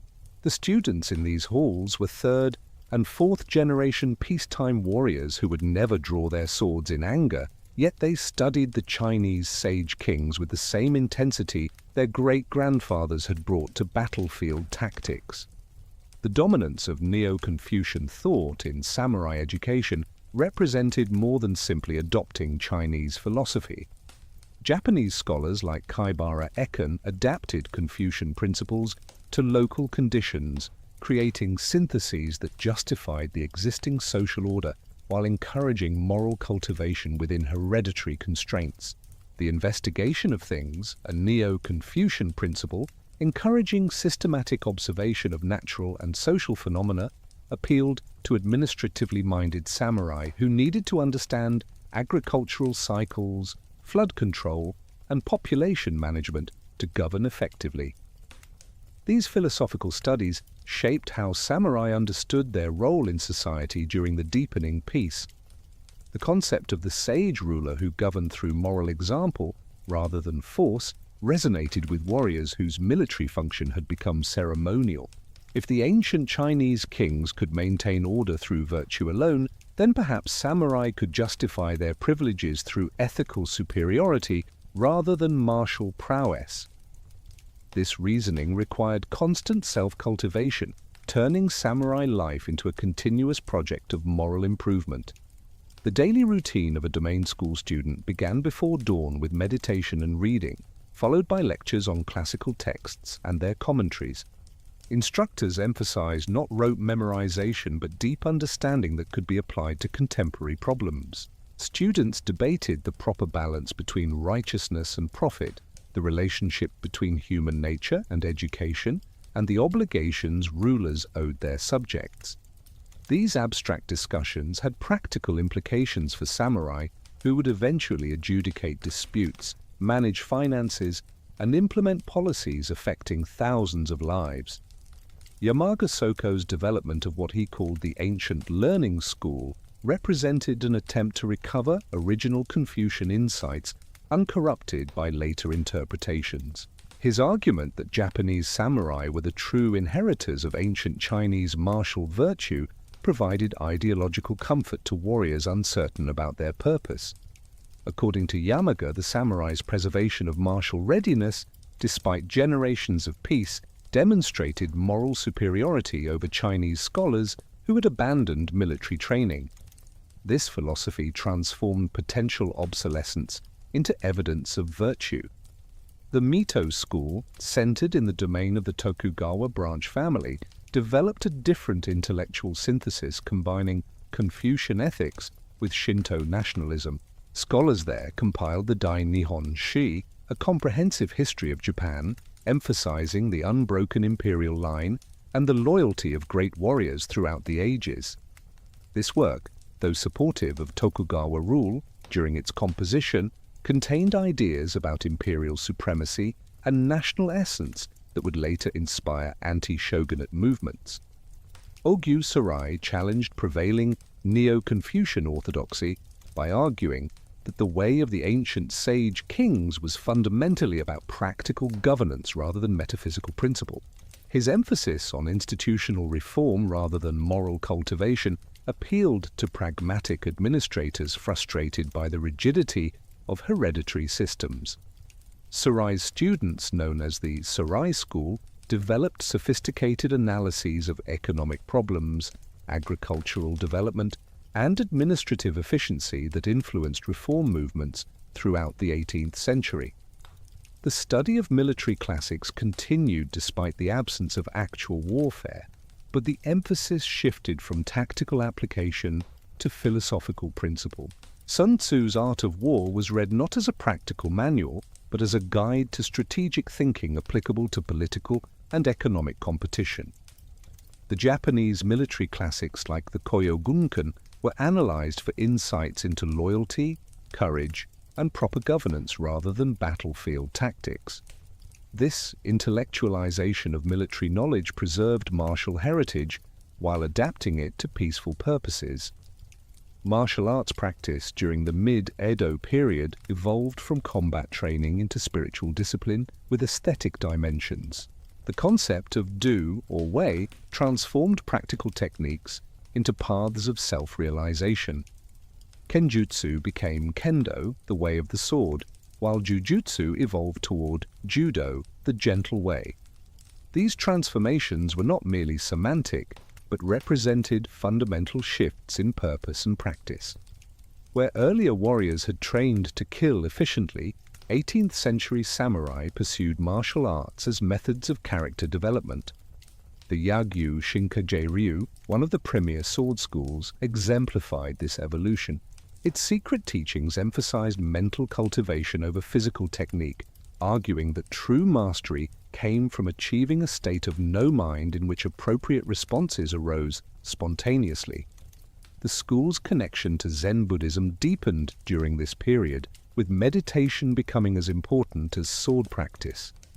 Advanced students learned that the ultimate goal was not defeating opponents, but transcending the dualistic thinking that created conflict. The emergence of bamboo practice swords and protective armor allowed martial artists to engage in relatively safe full-contact training. This innovation, developed in the early 18th century, revolutionized sword practice by enabling students to experience something approaching real combat without lethal consequences. Schools that adopted these training methods could test techniques empirically rather than relying solely on theoretical transmission. The intensity of armored sparring provided psychological challenges that complemented the physical training. Different schools developed distinctive philosophies that attracted students with varying temperaments and goals. The Ito Ryu emphasized powerful, direct techniques that overwhelmed opponents through superior force and timing. The Niiten Achi Ryu, founded by Minamoto Musashi, taught simultaneous use of long and short swords, requiring ambidextrous coordination that few could master. The Jigen Ryu of Satsuma Domain developed a practice of repeatedly striking wooden posts while screaming, building spirit and endurance that would later terrify enemies during the domain's military resurgence. The proliferation of martial arts schools created a competitive marketplace where teachers needed to attract and retain students to survive economically. Some schools emphasized practical self-defense techniques useful for samurai dealing with urban crime. Others focused on classical forms that preserved ancient traditions. Still others developed spectacular demonstrations that impressed audiences at public exhibitions. This diversity enriched martial culture, while sometimes leading to bitter rivalries between schools claiming superior methods. The practice of mushashugyo, or warrior pilgrimage, saw young samurai traveling between domains to study with different masters and test their skills. These journeys, officially permitted despite usual restrictions on movement, exposed practitioners to varied approaches and prevented martial arts from becoming too insular. The most famous wandering swordsmen became celebrities whose arrival in a domain attracted hundreds of students eager to witness their techniques. Some of these warriors later established their own schools, synthesizing what they had learned during years of travel. The relationship between martial arts and performance grew stronger as actual combat became increasingly remote. Demonstrations of sword drawing, spear techniques, and archery became entertainment at festivals and celebrations. Some schools developed kata, or forms, that were as much aesthetic performance as combat training. The beauty of perfectly executed techniques, with their combination of power, precision, and grace, appealed to audiences who would never face real violence. This aestheticization of martial arts paralleled similar developments in other cultural spheres. The literature produced by and for samurai during the 18th century reflected their complex psychological state as warriors without wars. Historical fiction set in the Sengoku period allowed readers to experience vicariously the combat their ancestors had known. These stories, filled with heroic last stands, clever strategies, and tragic sacrifices, provided emotional outlets for martial impulses that had no legitimate expression in contemporary life. The most popular works were copied and recopied, circulating through informal networks that crossed domain boundaries. Biographies of famous warriors became a distinct literary genre, combining historical documentation with moral instruction. The lives of Minamoto no Yoshitsune, Kusunoki Masashige, and other legendary figures were retold with emphasis on their loyalty, courage, and tactical brilliance. These accounts often embellished or invented details that reinforced contemporary values, transforming complex historical figures into simplified moral exemplars. Reading such biographies was considered educational, providing models for proper samurai behavior, even in peaceful times. The development of Sharebon, books describing the pleasure quarters, revealed the gap between official samurai morality and actual behavior. These works, theoretically prohibited but widely read, detailed the elaborate culture of prostitution, the ranking of courtesans, and the proper etiquette for various establishments. Samurai readers could learn how to navigate these spaces without embarrassing themselves, important knowledge given that many conducted unofficial business or entertained political contacts in tea houses adjacent to brothels. The existence of this literature demonstrated the hypocrisy of a ruling class that publicly condemned pleasure while privately pursuing it. Ghost stories and tales of the supernatural gained particular popularity among samurai readers. These works often featured warrior spirits unable to rest due to unfulfilled obligations or improper deaths. The psychological resonance of such stories for samurai, trapped between martial identity and peaceful reality, was profound. Tales of revenge achieved from beyond the grave satisfied desires for action that contemporary life frustrated. The most skillful authors layered these supernatural tales with philosophical reflections on karma, duty, and the nature of existence. Confucian scholars produced moral instruction books specifically for samurai families, addressing practical questions about household management, child-rearing, and social obligations. These texts attempted to reconcile idealized Confucian family relationships with the realities of samurai life, including the challenge of maintaining dignity on inadequate stipends. Advice ranged from the philosophical, such as the proper attitude toward poverty, to the practical, such as techniques for stretching limited resources without appearing impoverished. The economic situation of most samurai grew increasingly precarious as the 18th century progressed. Fixed rice stipends that had seemed adequate in 1600 had not increased despite significant inflation in prices for urban goods and services. A middle-ranking samurai whose ancestors had lived comfortably now struggled to afford appropriate clothing for official functions.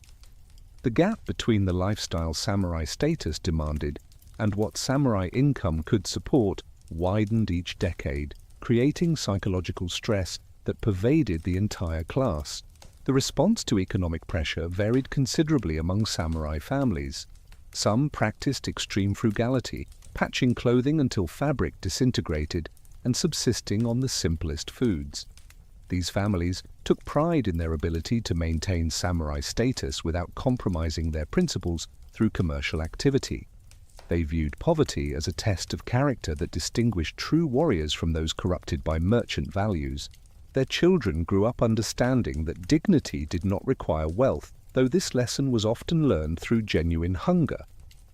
Other samurai families quietly engaged in income-generating activities that their status theoretically prohibited. Some produced handicrafts like umbrellas or fans that their wives and servants sold through intermediaries. Others taught martial arts, calligraphy, or mathematics to merchant children whose families paid well for instruction from genuine samurai. A few took the radical step of formally renouncing samurai status to become merchants, though this meant abandoning the privileges and honor their families had maintained for generations. The practice of adopting merchant sons became increasingly common as samurai families sought financial relief. A wealthy merchant would pay a substantial sum to have his son adopted into a samurai family, providing the boy with warrior status while the family received desperately needed funds. These arrangements were theoretically prohibited but widely tolerated as necessary accommodations to economic reality.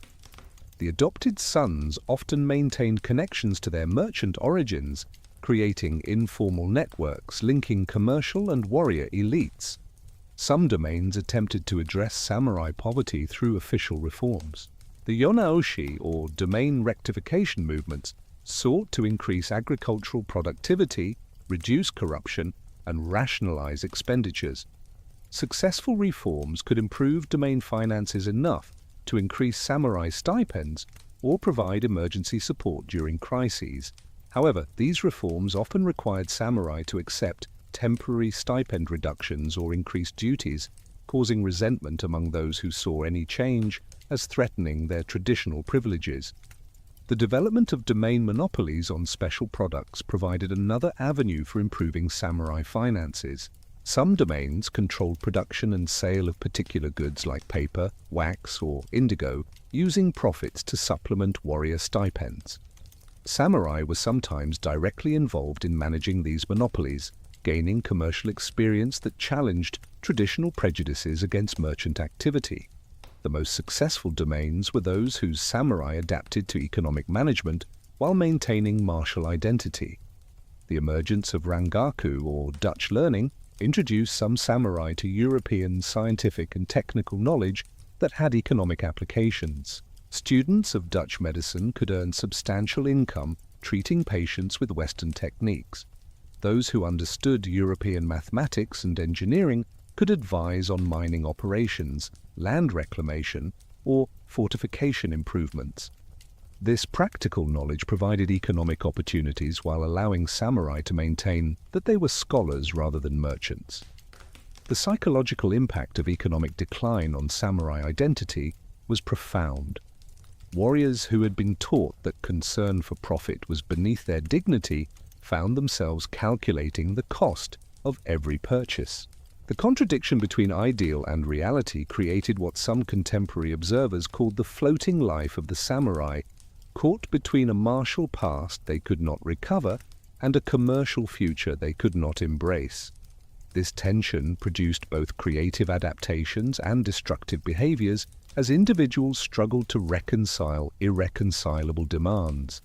Gambling became a serious problem among economically stressed samurai seeking quick solutions to financial problems. Illegal gambling houses operated in most castle towns, attracting desperate warriors who wagered future stipend payments on games of chance. Some lost everything, forcing them to become ronin or even commit suicide to escape shameful debts. Domain governments repeatedly prohibited gambling but could not eliminate it, as the psychological appeal of potential instant wealth proved stronger than fear of punishment. The increasing visibility of merchant wealth exacerbated samurai economic frustration. Merchants built houses that rivaled daimyo mansions, wore clothing of finest silk, and purchased art that impoverished samurai had to sell. The sumptuary laws repeatedly issued by the shogunate attempted to limit merchant display of wealth, but these regulations were largely ineffective. The sight of social inferiors living better than samurai undermined the ideological foundations of the status system, creating resentment that would eventually contribute to political upheaval. By 1800, the samurai class faced a crisis that went beyond economics to challenge their fundamental identity. The martial skills that justified their privileges had no practical application, while the administrative abilities many had developed were not unique to warriors. The Confucian education that was supposed to create moral superiority often produced only frustration with systemic problems that individual virtue could not solve. The aesthetic refinements of tea ceremony and poetry provided temporary escape, but no lasting solution to the contradiction of being warriors in a world without war. The intellectual ferment of the late 18th century produced various proposals for resolving the samurai crisis. Some advocated return to martial values through renewed military training and preparation for foreign threats. Others argued for practical education that would enable samurai to contribute more effectively to economic development. Still others sought spiritual solutions through religious renewal or philosophical synthesis. These debates, conducted in domain schools and private academies, would shape the revolutionary transformations of the 19th century. The samurai who entered the 19th century were products of 100 years of peace that had transformed their class from military specialists into cultural arbiters and administrative managers. They had developed sophisticated intellectual traditions, refined aesthetic sensibilities, and complex philosophical systems that attempted to give meaning to their existence. Yet they remained trapped by the contradiction of maintaining martial identity while practicing bureaucratic professions, a tension that increasing economic pressure made ever more difficult to sustain. The account books spread across the low writing desk told a story of mathematical impossibility, each column of figures revealing debts that compound interest would only make worse with each passing season. It was the 8th month of 1802, and Matsudaira Sadanobu had recently ended his tenure as chief senior counselor, leaving behind reforms that had temporarily stabilized shogunal finances but could not address the fundamental contradictions destroying domain economies across Japan. The candlelight flickering across the pages illuminated numbers that represented not just financial obligations, but the slow collapse of a social order that had seemed eternal just a generation earlier. The financial crisis gripping most domains stemmed from structural problems that decades of partial reforms had failed to resolve. Domain expenditures had grown steadily as the costs of maintaining samurai stipends, funding the Sankinkotai processions, and supporting elaborate ceremonial obligations increased with inflation. Meanwhile, domain revenues remained largely fixed based on agricultural taxes assessed in rice from peasants whose productivity had reached natural limits.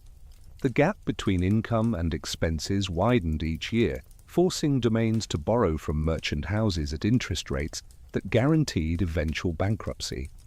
The Sendai domain exemplified this crisis, with debts exceeding 10 years of total revenue by 1800. The domain's attempts to increase taxes had driven peasants to abandon their fields, reducing the tax base and creating a downward spiral of declining revenue and increasing desperation. Samurai stipends were cut repeatedly, forcing warriors to dismiss servants and sell family heirlooms.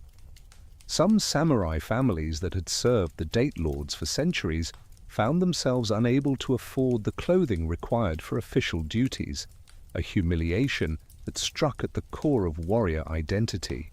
Rural unrest escalated dramatically as domains attempted to extract more resources from an already strained peasantry. The Oshio Rebellion of 1837 in Osaka, though occurring later in the period, represented the culmination of tensions building since the turn of the century. Led by Oshio Heihachiro, a former police official and Confucian scholar, the uprising attracted thousands of urban poor and rural farmers who attacked rice merchants and government offices. The rebellion's suppression required military force that revealed how close Japan stood to widespread social collapse. The response of samurai to rural unrest varied depending on their position within the hierarchy and their intellectual orientation.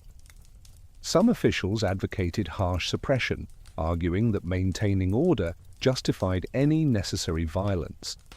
Others, influenced by Confucian ideals of benevolent governance, sought to address the root causes of peasant dissatisfaction through tax relief and administrative reform.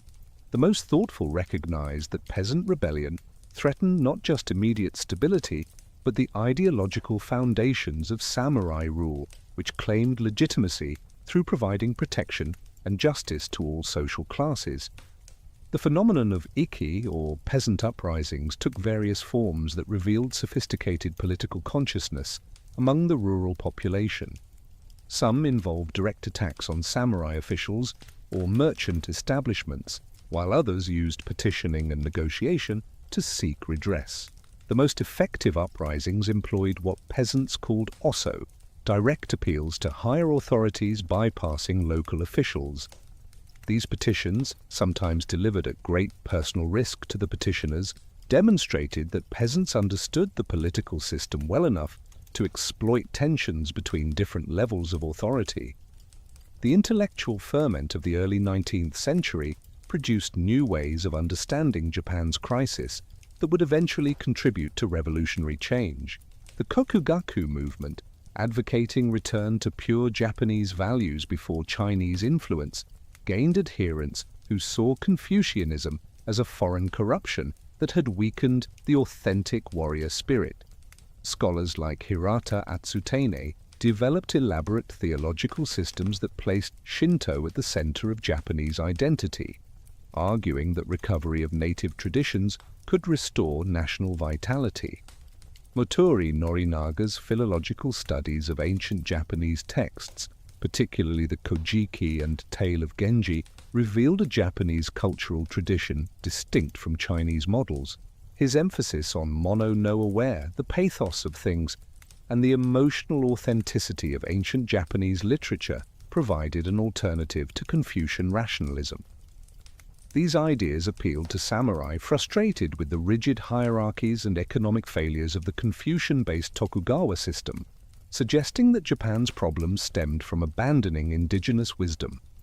The growth of Rangaku, or Dutch learning, introduced another set of intellectual tools for understanding contemporary problems. Through the tiny window of the Dutch trading post at Nagasaki, some Japanese scholars gained access to European scientific and technical knowledge that challenged traditional worldviews.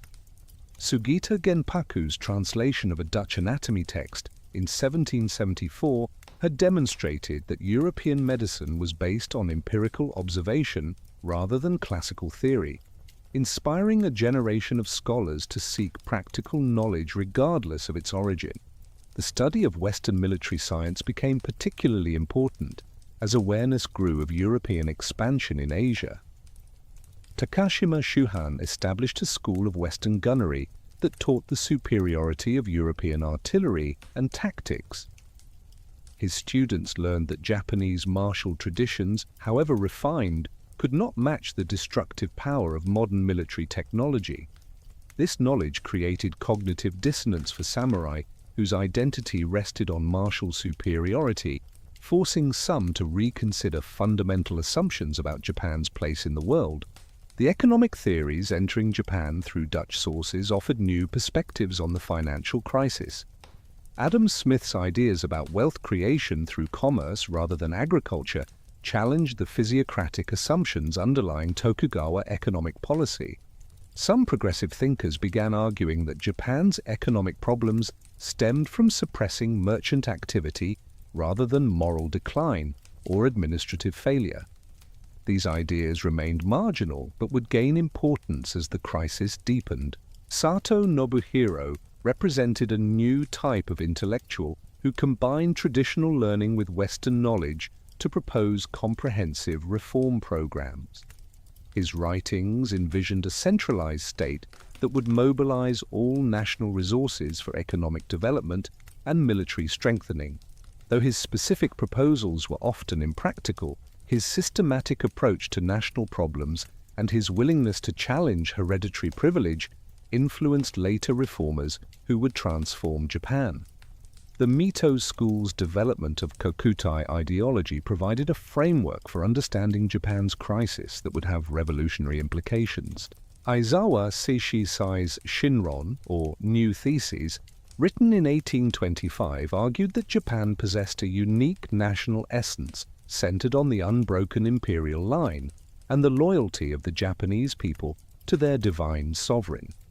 This work, though initially supportive of the Tokugawa system as protecting the emperor, contained ideas that would later justify overthrowing the shogunate in the emperor's name. The concept of Sonojoi, revering the emperor and expelling the barbarians, emerged from Mito school thinking as a response to growing awareness of Western imperialism. Reports of the Opium War in China between 1839 and 1842 shocked educated Japanese who realized that even the Middle Kingdom could not resist European military power. The idea that Japan needed to unite under imperial authority to resist foreign domination began circulating among intellectuals who saw the divided authority of the Tokugawa system as fatally weak. Lower-ranking samurai bore the brunt of the economic crisis while being excluded from decision-making positions that might allow them to implement solutions. These men, educated in Confucian classics and often aware of Western developments, saw their talents wasted in minor administrative positions while hereditary incompetence occupied important offices. The frustration of capable individuals trapped by birth in subordinate positions created a revolutionary potential that would explode when external pressure provided the catalyst. The growing gap between upper and lower samurai was economic as well as political. While daimyo and senior retainers could weather financial difficulties Through borrowing or selling titles, lower samurai had few options when stipends failed to cover basic needs. Some were reduced to pawning their swords, the very symbols of their status, to buy food. Others watched their children grow up malnourished and uneducated, unable to afford the training that might perpetuate samurai tradition. This immiseration of the lower samurai created a cohort with little investment in preserving the existing order. The rise of goshi, or rural samurai, in domains like Satsuma and Choshu, provided models for military organization that circumvented traditional hierarchies. These part-time warriors who farmed their own land while maintaining military obligations proved more economically resilient than urban samurai dependent on stipends.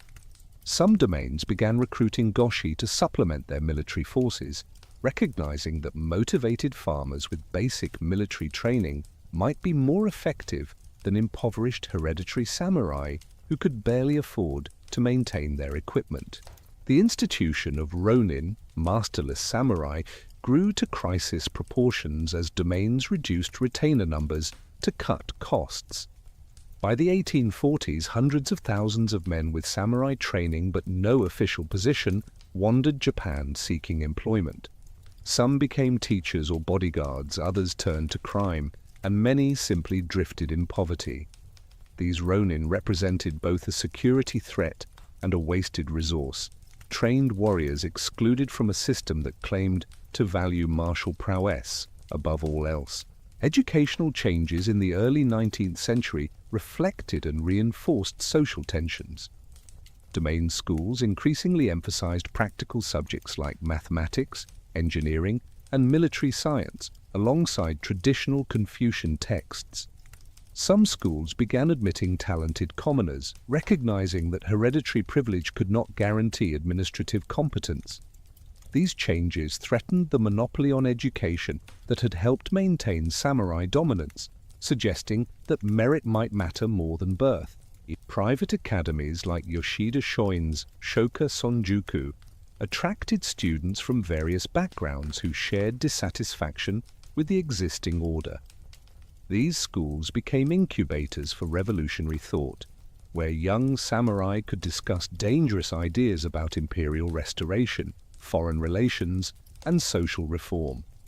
The personal loyalty between teachers and students in these academies created networks that would later coordinate anti-Tokugawa activities across domain boundaries.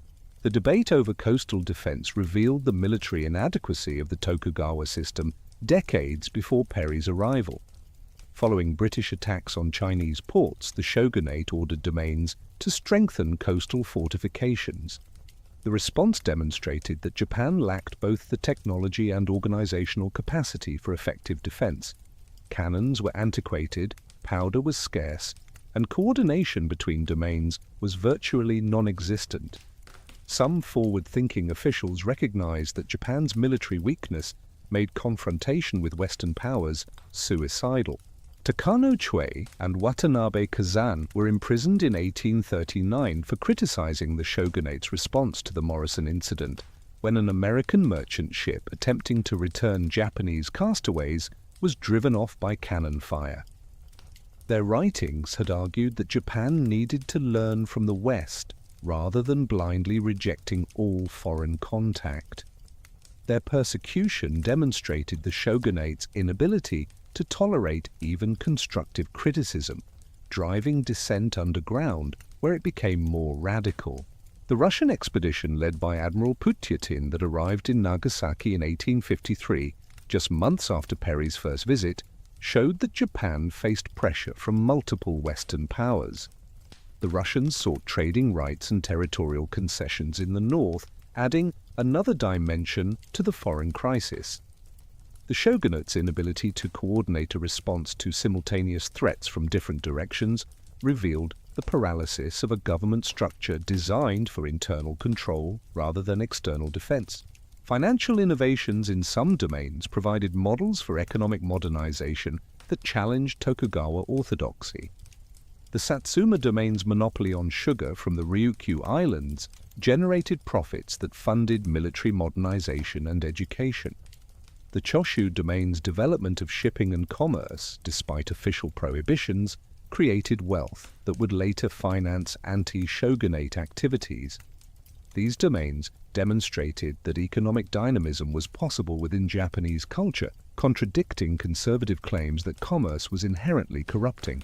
The emergence of wealthy farmers who had accumulated land through money lending and foreclosure created a new rural elite that challenged traditional hierarchies. These gono, or wealthy peasants, often possessed education and economic sophistication that exceeded that of impoverished samurai. Some purchased samurai status through adoption or bribery, while others remained technically peasants, while exercising greater real power than local samurai officials. Their existence demonstrated the growing irrelevance of hereditary status categories. Urban culture in the late Edo period reflected increasing social fluidity, despite official attempts to maintain rigid hierarchies. The popularity of literary genres like ninjabon, which depicted emotional conflicts between duty and desire, revealed widespread sympathy for individuals trapped by social obligations. The heroes of these stories were often lower-ranking samurai or wealthy merchants whose genuine feelings conflicted with status requirements, suggesting growing rejection of the notion that birth should determine life possibilities. The development of new religious movements like Tenrikyo and Kurozumikyo offered alternative sources of meaning for people dissatisfied with established Buddhism and Shinto. These religions promised salvation through faith and moral behavior rather than hereditary status or ritual observance.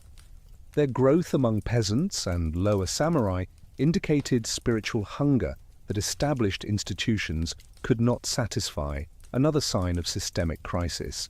Environmental disasters in the 1830s, including the Tempo famine that killed hundreds of thousands, revealed the government's inability to manage national crises. The shogunate's response was inadequate and uncoordinated, with domains hoarding rice while neighboring populations starved. The failure of the political system to provide basic security during natural disasters undermined its claim to legitimacy based on protecting the population. By 1850, informed observers recognized that the Tokugawa system faced existential crisis. The economic foundation was crumbling under unsustainable debt. The social hierarchy was increasingly divorced from actual power relationships, and the military structure was wholly inadequate for defending against foreign threats. Reform attempts had either failed or been reversed by conservative opposition, while revolutionary alternatives remained embryonic and uncoordinated. The intellectual preparation for radical change was largely complete by the time Perry arrived.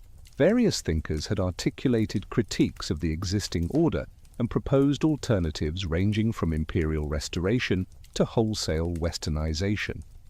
Networks of dissatisfied samurai, particularly from outer domains, had begun forming that would later coordinate revolutionary activity. Economic interests that would benefit from opening the country had identified themselves and begun accumulating resources. When the black ships appeared off Uraga in the 7th month of 1853, they encountered a society that had been unconsciously preparing for transformation for decades. The foreign pressure that Perry represented would catalyze changes that internal dynamics alone might have taken generations to achieve. The samurai who watched those ships anchor understood that their world was ending, though few could imagine what would replace it. The strains that had been building throughout the first half of the 19th century would soon tear apart the political and social fabric that had seemed permanent, forcing Japan and its warrior class to reinvent themselves for a new age.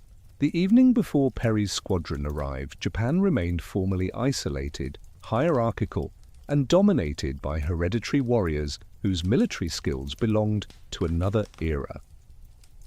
Within 15 years, all of this would change in ways that the samurai gathering on the beaches to observe the foreign threat could scarcely imagine. The system under strain was about to break, and from its collapse would emerge a modern nation that preserved selected samurai values while discarding the political and social structures that had sustained the warrior class for 7 centuries. The black smoke rising from the American steamships' funnels spread across Edo Bay like an omen of the industrial age that had finally reached Japan's shores. Commodore Matthew Perry stood on the deck of the USS Susquehanna on the 8th day of the 7th month, 1853, watching through his telescope as small Japanese boats circled his squadron at a respectful distance, their occupants sketching the foreign vessels with a mixture of fear and fascination. The letters he carried from President Millard Fillmore demanding that Japan open its ports for trade and coal supplies represented not merely American ambitions, but the inexorable pressure of a globalized world that would no longer tolerate Japan's isolation. The shogunate's response to Perry's arrival revealed both the sophistication and paralysis of late Tokugawa governance. Rather than immediately rejecting or accepting American demands, senior counselor Abe Masahiro took the unprecedented step of circulating Perry's letter among the daimyo and even the imperial court, seeking consensus for a decision that would fundamentally alter Japan's future.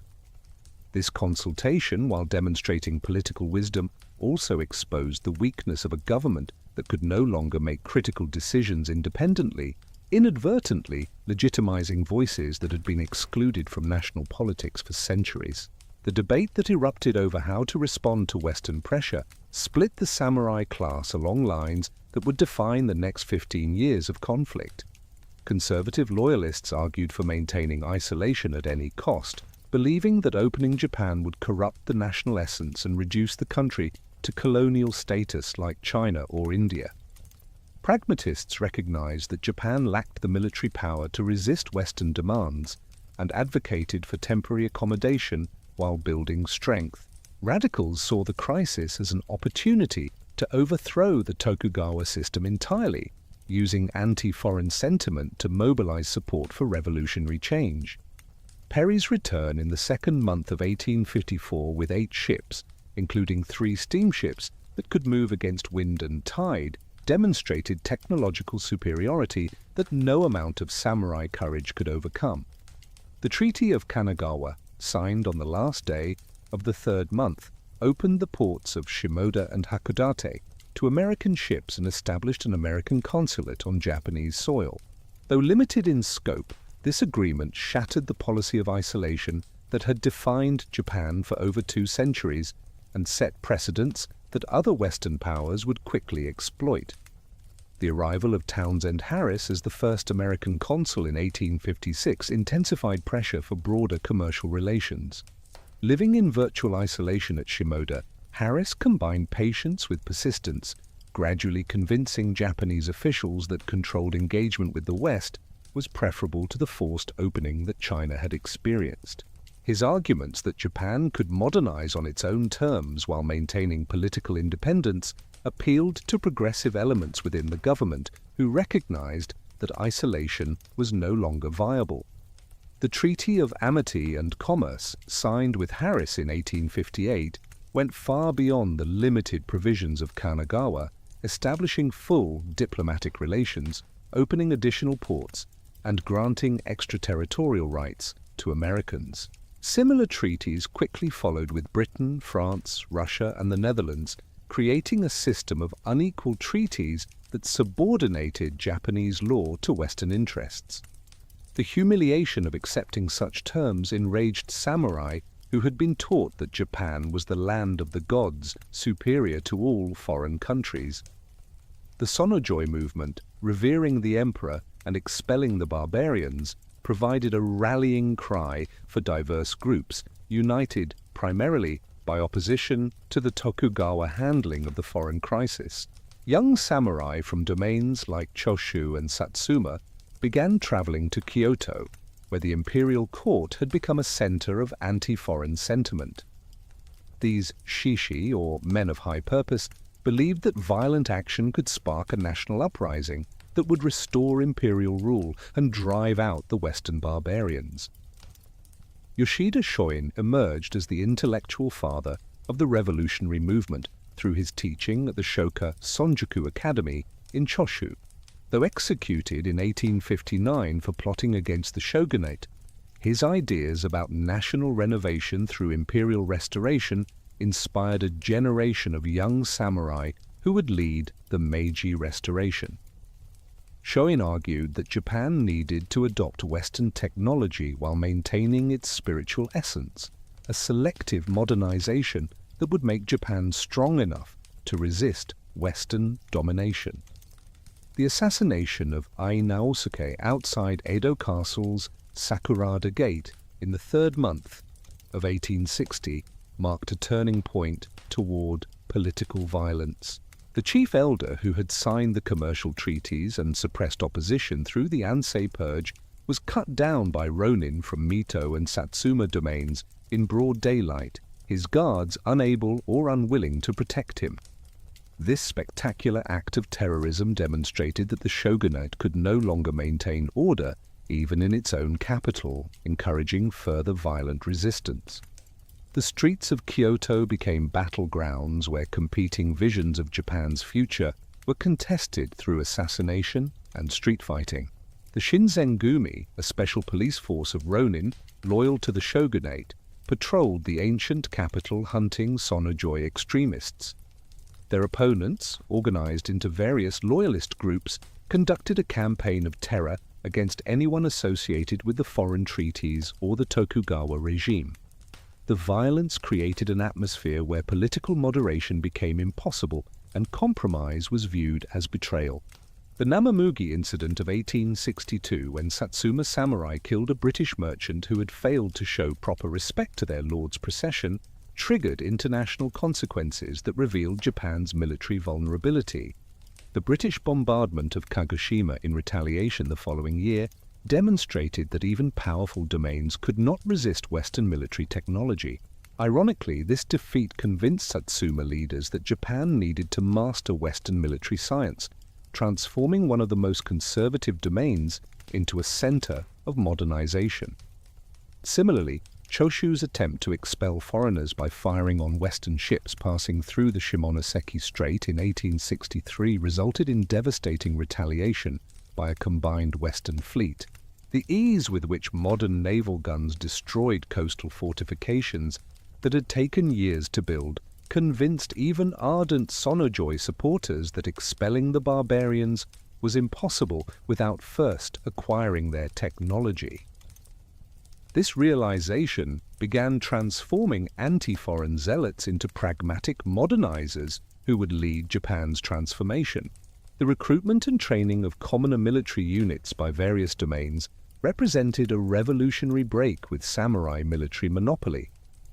Choshu's Kiheitai, or irregular militia, recruited farmers and merchants who were trained in Western-style drill and armed with modern rifles. These units proved more effective than traditional samurai forces, as demonstrated when they helped defend Choshu against the shogunate's punitive expeditions. The military effectiveness of commoner soldiers undermined the fundamental justification for samurai privilege. Omura Masujiro, who organized Choshu's military reforms, understood that modern warfare required not individual heroism, but disciplined units operating according to systematic tactics.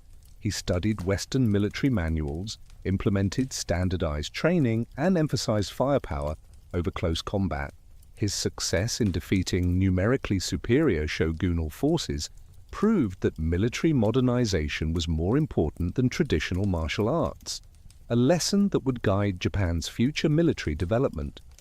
The Satsuma-Choshu alliance, brokered by Sakamoto Ryoma in 1866, united two historically antagonistic domains against the Tokugawa shogunate. This secret agreement, whereby Satsuma would provide weapons and supplies while Choshu would lead military operations, created a coalition powerful enough to challenge the government. The alliance represented a triumph of pragmatic politics over traditional rivalries, as leaders from both domains recognized that overthrowing the shogunate required cooperation despite centuries of mutual hostility. Sakamoto Ryoma himself embodied the transformation of samurai consciousness during this period. Born a lower-ranking samurai from Tosa domain, he abandoned his feudal allegiances to work for national unity and modernization. His vision of a constitutional government that would include talented individuals regardless of birth represented a radical departure from hereditary hierarchy. Though assassinated before seeing his vision realized, Sakamoto became a symbol of the new type of Japanese patriot who placed national interests above feudal loyalty. The death of Emperor Komei in early 1867 and the accession of the 14-year-old Emperor Mutsuhito, later known as Emperor Meiji, removed a significant obstacle to political change. Komei had been genuinely anti-foreign and suspicious of radical reforms, but the young emperor was surrounded by advisors who understood that Japan's survival required fundamental transformation. The imperial court increasingly aligned itself with the anti-Tokugawa forces, providing legitimacy to what might otherwise have been seen as rebellion. Tokugawa Yoshinobu, who became the 15th and last shogun in 1867, recognized the untenable position of the shogunate. Educated in Western knowledge and more politically sophisticated than his predecessors, he attempted to manage a controlled transition that would preserve Tokugawa influence within a modernized government structure. His proposal to return governing authority to the emperor while maintaining administrative control represented an attempt to reform rather than destroy the existing system. The Taisei Hokan, or Restoration of Imperial Rule, announced on the 9th day of the 10th month, 1867, theoretically ended the shogunate peacefully. Yoshinobu calculated that the imperial court lacked administrative experience and would need to rely on Tokugawa expertise to actually govern. However, leaders from Satsuma and Choshu had different plans, engineering a coup that excluded Tokugawa forces from the new government and demanded that Yoshinobu surrender all his lands and titles. The Battle of Toba Fushimi in the first month of 1868 shattered any illusion that the transition to imperial rule would be peaceful. Forces loyal to the shogunate, numerically superior, and including elite units, were defeated by smaller imperial forces armed with modern weapons and fighting with superior morale. The sight of the imperial banner on the battlefield caused many Tokugawa allies to switch sides or withdraw, demonstrating that legitimacy mattered as much as military force in determining victory. The technological disparity displayed at Toba Fushimi went beyond simple firearms superiority. Imperial forces used modern artillery effectively, coordinated their units through systematic command structures, and employed tactics learned from Western military advisors. Tokugawa forces, despite including some modernized units, relied too heavily on traditional formations and tactical concepts that proved obsolete against concentrated firepower. The battle demonstrated definitively that the future belonged to those who embraced military modernization. Yoshinobu's retreat to Edo without attempting to rally his remaining forces effectively ended organized Tokugawa resistance in Western Japan. His decision to surrender rather than fight to the death reflected a pragmatic recognition that continued warfare would only devastate Japan and potentially invite foreign intervention. This choice, while preserving many lives and preventing national catastrophe, was viewed by some traditionalists as a betrayal of samurai values that demanded death before dishonor. The northern domain's continued resistance created the Uetsu Reppen Domi, an alliance that attempted to establish an alternative government under Emperor Tobu, actually an imperial prince who had become a Buddhist abbot. This northern alliance represented the last stand of the traditional order, fighting not for the Tokugawa, but for the preservation of the domain system and samurai privileges. Their resistance, though ultimately futile, demonstrated that not all samurai accepted the revolutionary changes being imposed from Kyoto. The siege of Aizu became the symbolic last stand of traditional samurai values. The domain, which had remained steadfastly loyal to the Tokugawa, fought with desperate courage against overwhelming imperial forces. The White Tiger Brigade, consisting of teenage samurai, committed mass suicide when they mistakenly believed their castle had fallen, becoming martyrs to the old order. The month-long siege that finally conquered Aizu Castle involved modern artillery that reduced ancient fortifications to rubble, graphically illustrating the obsolescence of traditional defensive structures. Naval warfare during the Boshin War introduced another dimension of military modernization. The Battle of Hakodate Bay saw the remnants of the Tokugawa Navy, led by Minamoto Takeaki, employ modern warships and tactics in a final attempt to establish an independent republic in Hokkaido. The Imperial Navy's victory using ships purchased from Western powers and manned by crews trained in modern naval warfare demonstrated that Japan's military transformation extended beyond land forces. The role of foreign advisors during the Boshin War revealed the complex international dimensions of Japan's civil conflict. French military advisors assisted Tokugawa forces, while the British generally favored the imperial side, though officially both nations maintained neutrality. These foreign experts brought not just technical knowledge but also organizational concepts that would fundamentally reshape Japanese military institutions. The presence of Western advisors on both sides demonstrated that Japan's transformation was already irreversibly connected to global developments. The Boshin War's relatively quick conclusion by the fifth month of 1869 with the fall of Hakodate prevented the prolonged civil conflict that many had feared. Total casualties numbered in the thousands rather than the hundreds of thousands that similar conflicts had caused in other countries. This comparatively limited destruction allowed Japan to begin modernization from a stronger foundation than nations that had experienced more devastating civil wars. The treatment of defeated domains after the Boshin War mixed punishment with pragmatic reconciliation. While some domains were abolished and their leaders executed or exiled, many former enemies were incorporated into the new government structure. This policy of selective clemency, guided by the principle of using talent regardless of its origin, helped prevent the lasting regional divisions that civil wars often create. Former Tokugawa retainers would later serve the Meiji government in various capacities, contributing their expertise to national development. The psychological impact of the Boshin War on the samurai class was profound and varied. Some warriors who had fought for the imperial cause saw victory as validation of their decision to embrace change. Others who had defended the old order felt profound shame at their defeat, with many choosing death over living in a transformed world. Still others pragmatically accepted the new reality and sought to find places for themselves in the emerging order, adapting their skills to new circumstances. The speed of military change during the Bakumatsu period was extraordinary. In 1853, Japanese military forces were essentially medieval, relying on swords, spears, and matchlock muskets that had changed little in 2 centuries.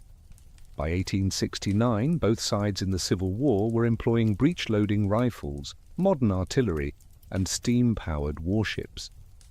This transformation occurred not through gradual evolution, but through desperate adaptation under existential threat, compressing centuries of military development into barely 15 years.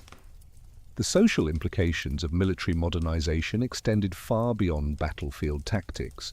The effectiveness of commoner soldiers undermined the rationale for samurai privilege, while the importance of technical education challenged the primacy of classical learning.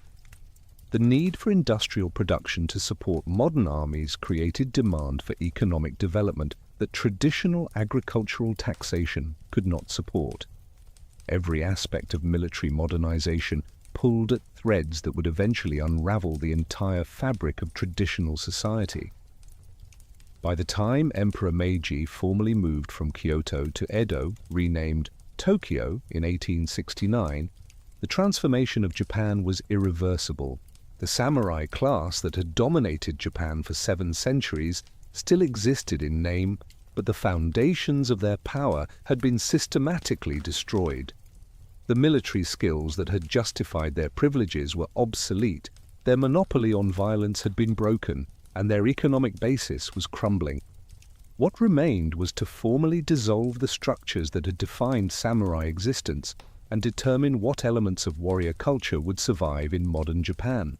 The 15 years of the Bakumatsu period had witnessed more change than the previous 250 years of Tokugawa peace. Foreign pressure had catalyzed internal tensions that might have taken generations to resolve through gradual evolution. The samurai who had begun this period as hereditary warriors in a feudal system would end it as citizens of a modernizing nation-state, forced to find new identities in a world that no longer needed their traditional skills. The final transformation was complete in its essentials, though its full implications would take years more to manifest. The imperial proclamation posted on notice boards throughout Japan on the 4th day of the 4th month, 1868, contained words that would have been treasonous just months earlier. The Charter Oath declared that deliberative assemblies would be established. All classes, high and low, would unite in carrying out the administration of affairs of state, and the common people would be allowed to pursue their own calling so that there would be no discontent. For samurai reading these words, the implications were both thrilling and terrifying, suggesting a world where hereditary privilege might give way to merit, and where their centuries-old monopoly on governance would end. The new Meiji government faced an immediate crisis that threatened its survival before it could implement any reforms. Hundreds of thousands of samurai who had fought in the Boshin War, both victors and defeated, expected rewards or compensation that the government could not afford. The traditional system of rice stipends that supported the warrior class consumed between 25% and 30% of national revenue, an unsustainable burden for a government that needed resources for military modernization, infrastructure development, and industrial investment. The complexity of the samurai stipend system defied easy resolution. Each domain had maintained different payment scales based on hereditary rank, military function, and historical precedent. Some high-ranking samurai received thousands of koku of rice annually, enough to support hundreds of families, while low-ranking warriors barely received subsistence wages. Any attempt to modify this system would create winners and losers, potentially triggering violent resistance from those whose ancient privileges were threatened. The abolition of the domain system through Heian Chikan in the 8th month of 1871 represented a revolutionary transformation disguised as administrative reorganization. The domains that had existed since medieval times were replaced with prefectures governed by appointed officials rather than hereditary daimyo. In a single stroke, the government eliminated the feudal structure that had defined Japanese politics for 7 centuries. The daimyo, summoned to Tokyo and informed of the change, accepted it with surprising docility, perhaps recognizing that resistance was futile or possibly relieved to be freed from the financial burdens of governing bankrupt domains. The transformation of daimyo from feudal lords into pensioned nobility revealed the pragmatic compromise that characterized early Meiji reforms. Rather than completely destroying the old elite, the government offered them generous settlements and titles in a new Western-style peerage. This policy prevented the violent aristocratic resistance that had plagued other modernizing nations while freeing resources for development. Many former daimyo invested their settlements in new industries, becoming pioneers of Japanese capitalism. For ordinary samurai, the dissolution of domains meant the loss of the institutional framework that had defined their existence. The castle towns where they had lived for generations began emptying as warriors sought new livelihoods. Some moved to Tokyo hoping for government positions, others returned to ancestral villages they had left centuries earlier, and many simply drifted in confusion, unable to comprehend how completely their world had changed. The establishment of universal conscription through the Conscription Edict of 1873 delivered what many samurai considered the ultimate insult. The proclamation that all men, regardless of social class, would serve in the military for 3 years destroyed the fundamental premise of samurai identity. Peasants and merchants who samurai had scorned for centuries would now carry weapons and receive military training. The very concept of bushido as the exclusive property of a warrior elite became meaningless when farmers' sons marched in imperial uniforms. The popular response to conscription revealed the depth of social transformation already underway. While some commoners resisted military service through draft evasion or self-mutilation, others embraced the opportunity to achieve the status previously reserved for samurai. Young men from merchant families saw military service as a path to social advancement and national service.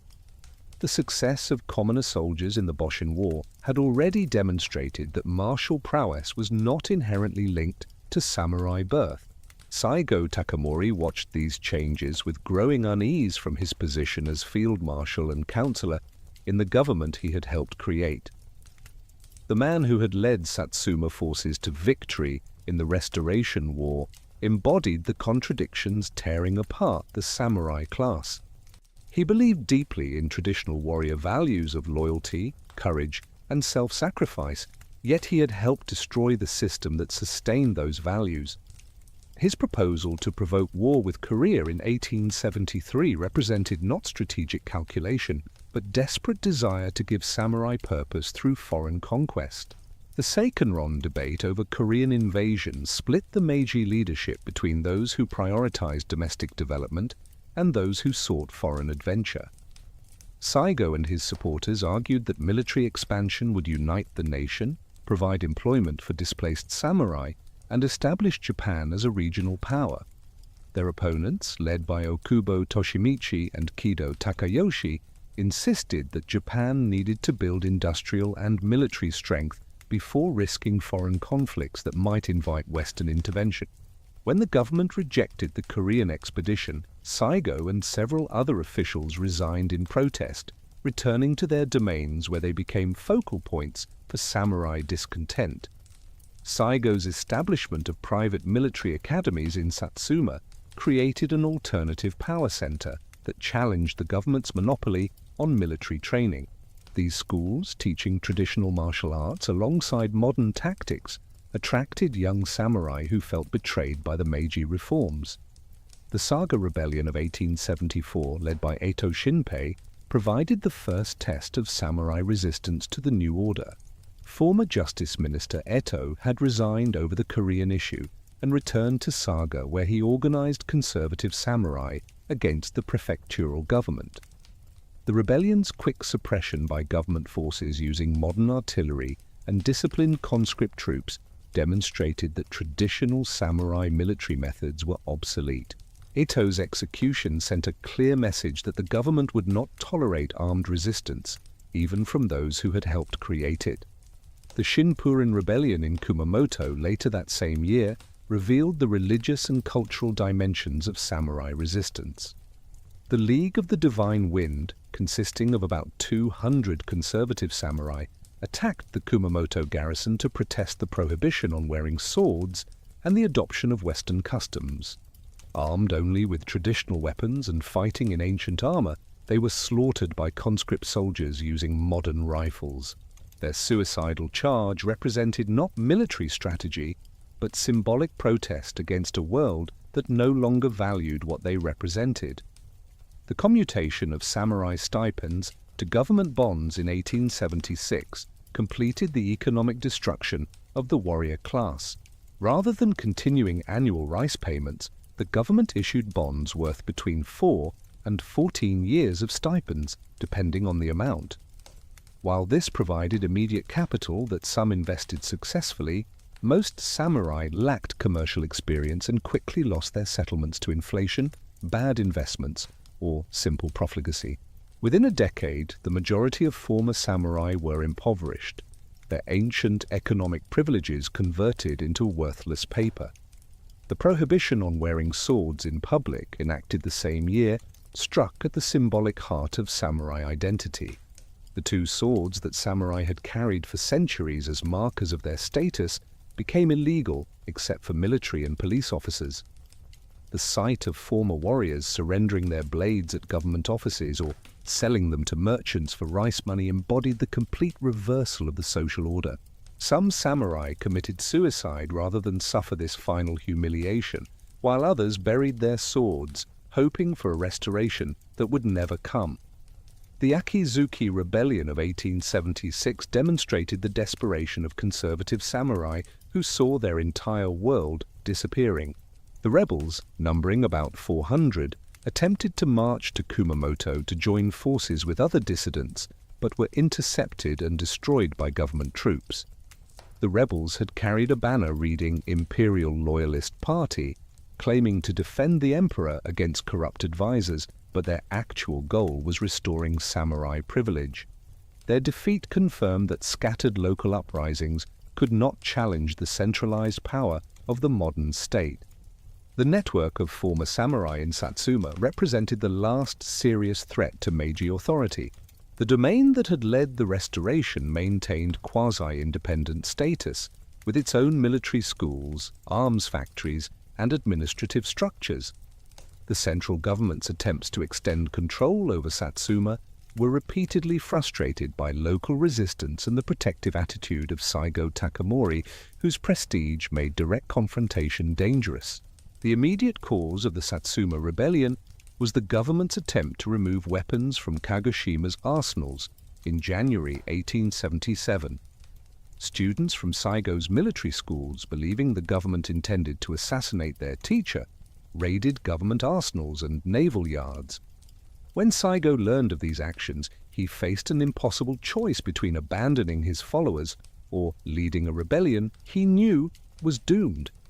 His decision to take command transformed what might have been a local disturbance into the last stand of the samurai class.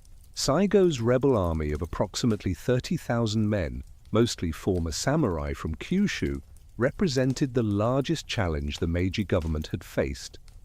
They were experienced warriors, well armed with modern weapons seized from government arsenals, and motivated by deep conviction that they were defending true Japanese values against Western corruption.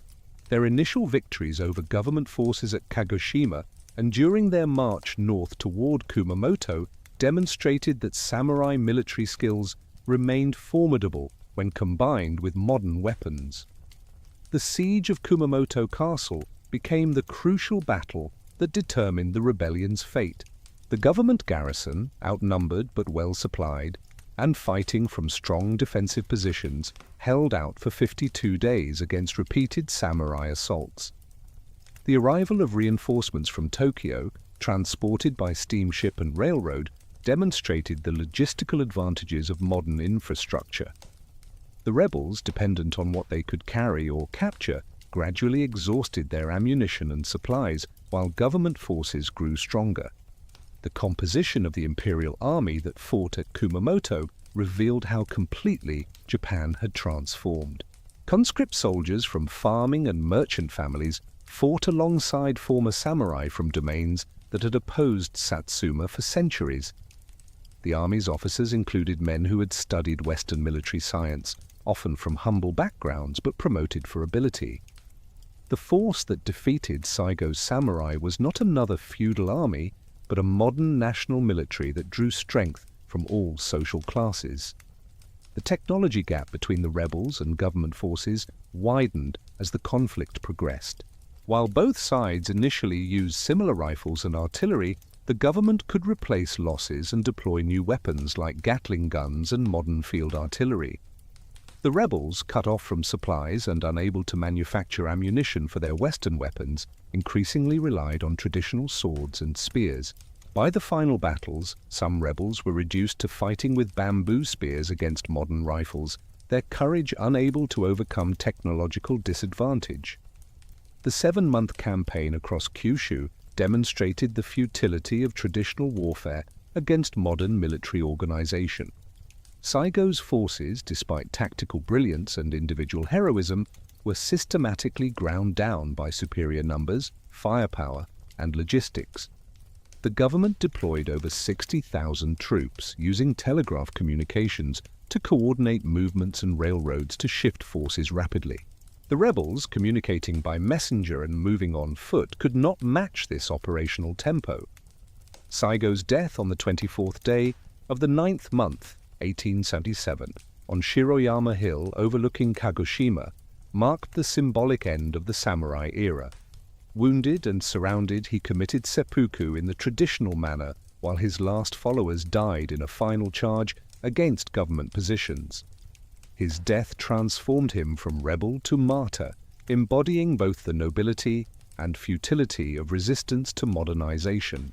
The government, recognizing his symbolic importance, later rehabilitated his reputation, erecting statues and honoring him as a tragic hero.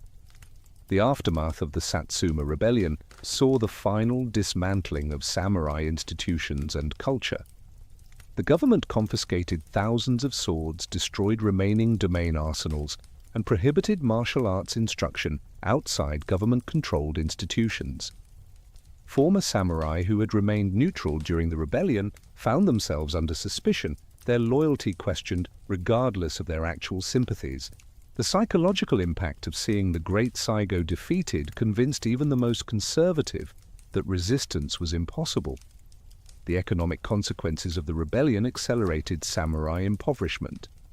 The war's costs forced the government to print money, causing inflation that eroded the value of commutation bonds. Many former samurai who had managed to preserve some wealth before the rebellion found themselves ruined by currency devaluation. The traditional support networks that had sustained impoverished samurai dissolved as entire communities faced destitution. Pride prevented many from seeking help, leading to quiet deaths from starvation in rooms where ancestral armor gathered dust. The transformation of samurai into other professions revealed both adaptability and tragedy. Some became successful businessmen, applying strategic thinking and organizational skills to commerce. Others found employment as teachers, bringing literacy and Confucian values to rural communities. Many became policemen, one of the few professions where sword-carrying remained legal. The least fortunate became day laborers or beggars, their samurai origins hidden beneath poverty's democratizing effects.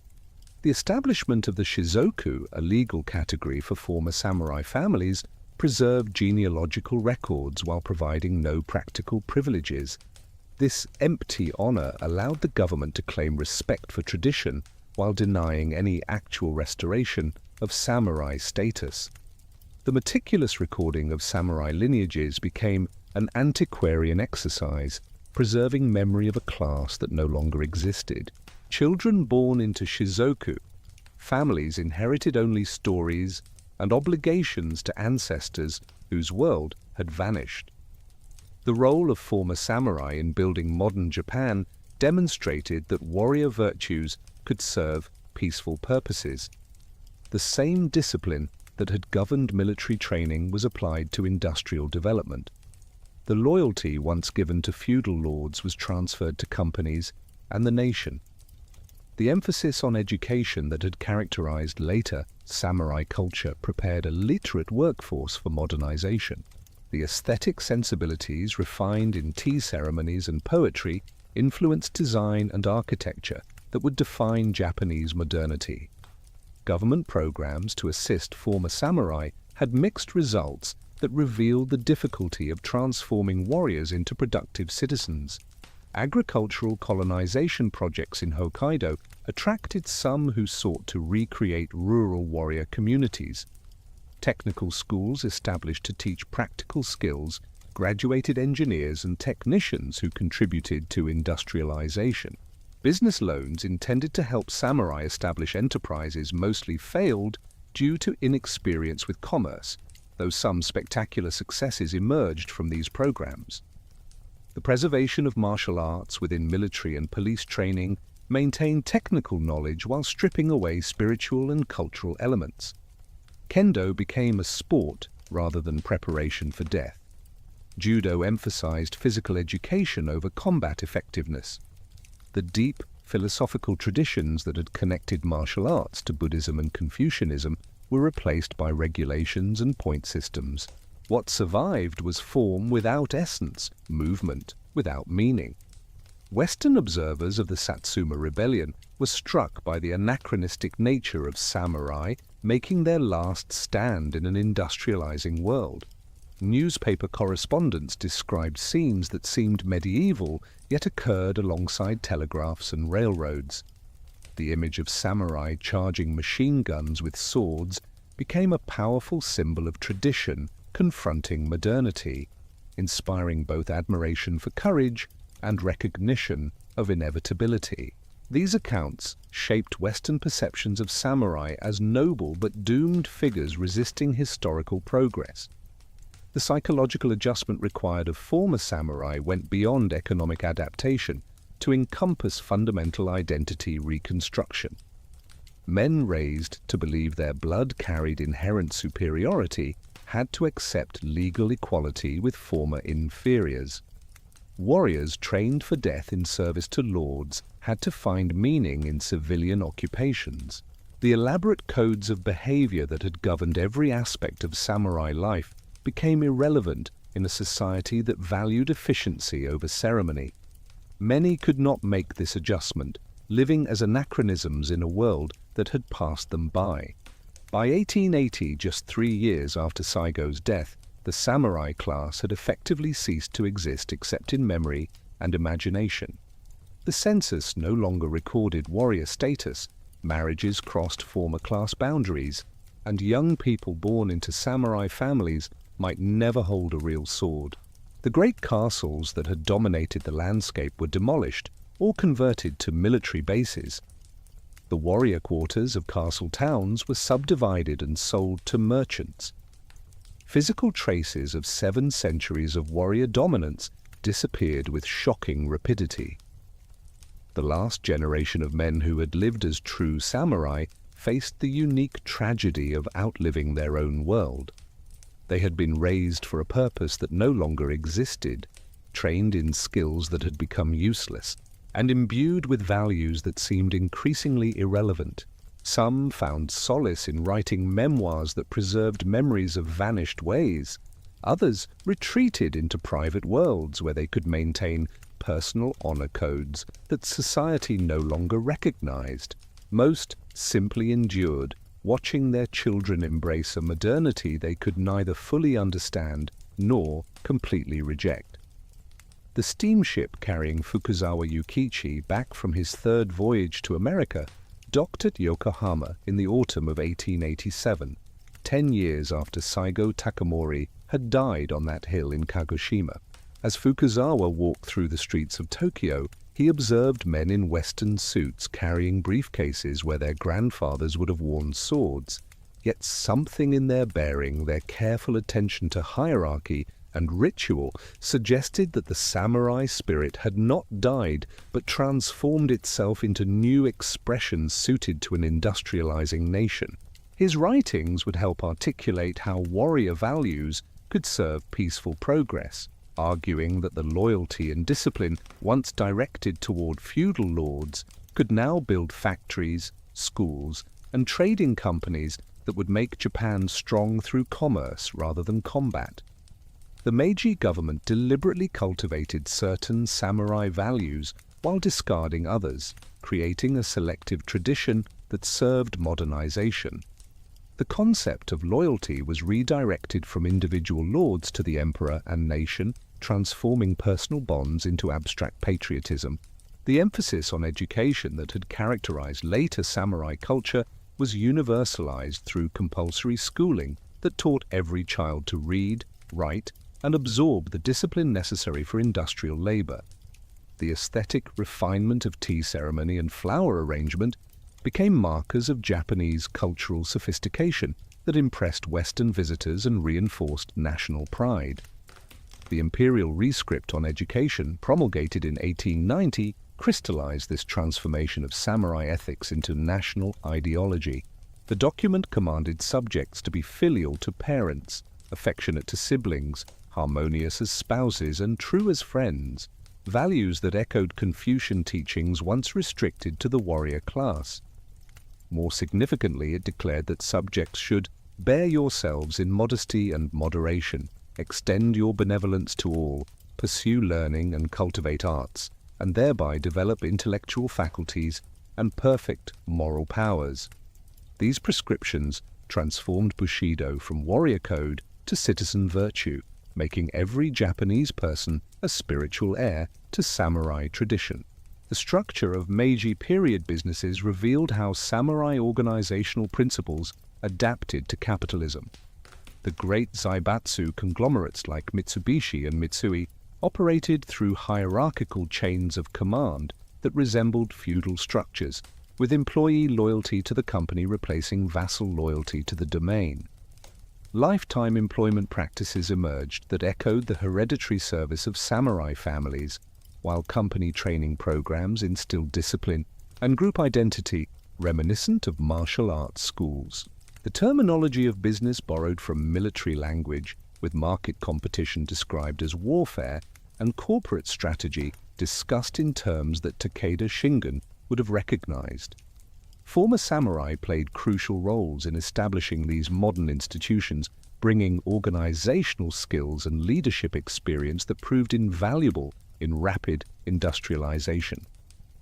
Iwasaki Yataro, who founded Mitsubishi, came from a rural samurai family in Tosa and applied strategic thinking learned from military classics to shipping and trade. Shibusawa Eiichi, from a wealthy farming family that had purchased samurai status, established hundreds of companies while promoting the concept that commerce could be as honorable as military service. These entrepreneurs demonstrated that warrior virtues of courage, persistence, and strategic planning could create economic rather than military victories. The Japanese military that emerged in the Meiji period consciously preserved samurai traditions while embracing Western technology and organization. The Imperial Japanese Army adopted German training methods and British naval traditions, but maintained distinctly Japanese elements derived from samurai culture. Officers cultivated spiritual superiority through emphasis on Yamato Damashi, the Japanese spirit that supposedly gave them advantages over materially superior Western forces. The military academy at Ichigaya taught cadets to fence with bamboo swords and compose death poems alongside modern tactics and engineering. The Russo-Japanese War of 1904-1905 seemed to vindicate this synthesis of samurai spirit and modern military science.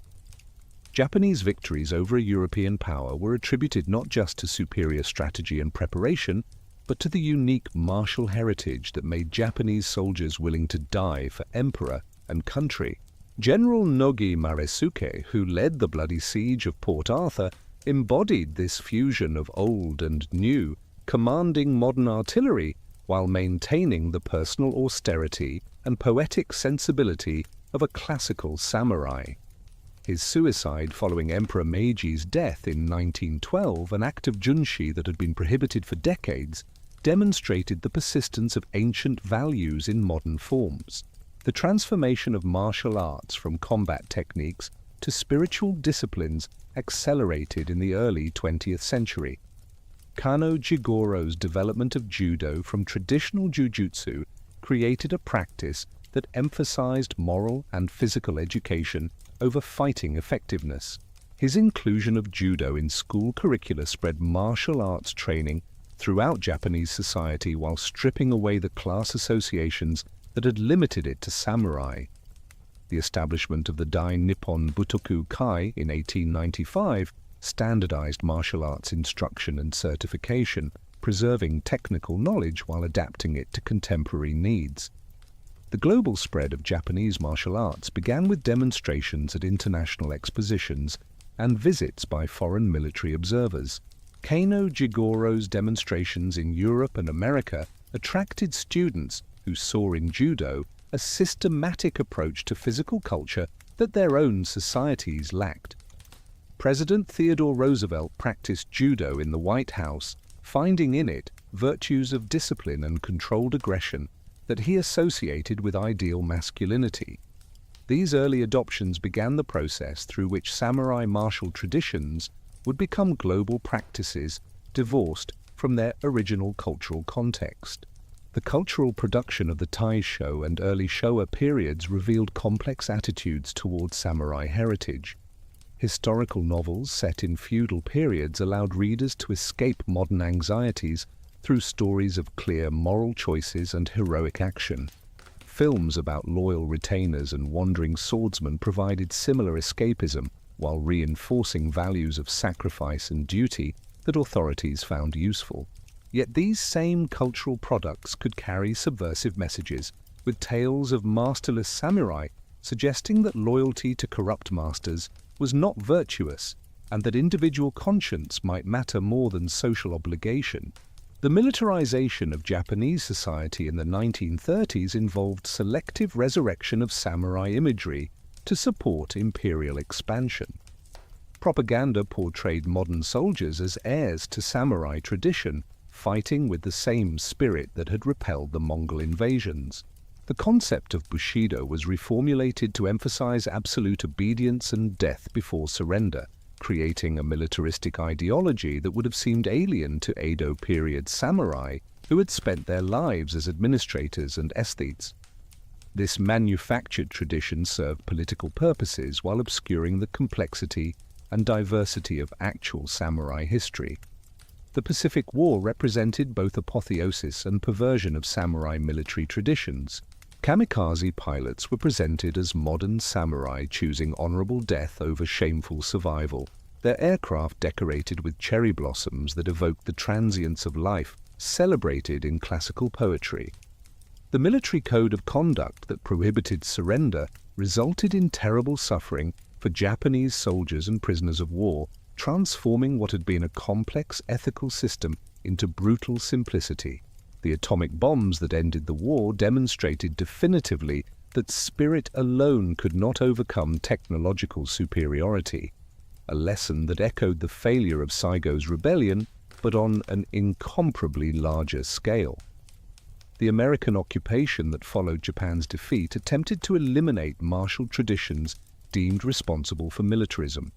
Martial arts instruction was prohibited, sword collections were confiscated, and samurai themes were banned from films and literature. Yet the occupation authorities also found certain samurai values useful for their purposes, particularly the emphasis on hierarchy and group loyalty that facilitated social control during radical reforms. General MacArthur himself was fascinated by samurai history, collecting swords and armor while overseeing the demilitarization of Japanese society. The economic miracle that transformed Japan from devastation to prosperity in the decades after the war drew explicitly on samurai organizational principles. The concept of the company as a feudal domain with reciprocal obligations between management and workers created labor relations that avoided the confrontational patterns of Western capitalism. Quality control circles that made Japanese manufacturing synonymous with excellence operated through principles of continuous improvement and group responsibility that echoed martial arts training.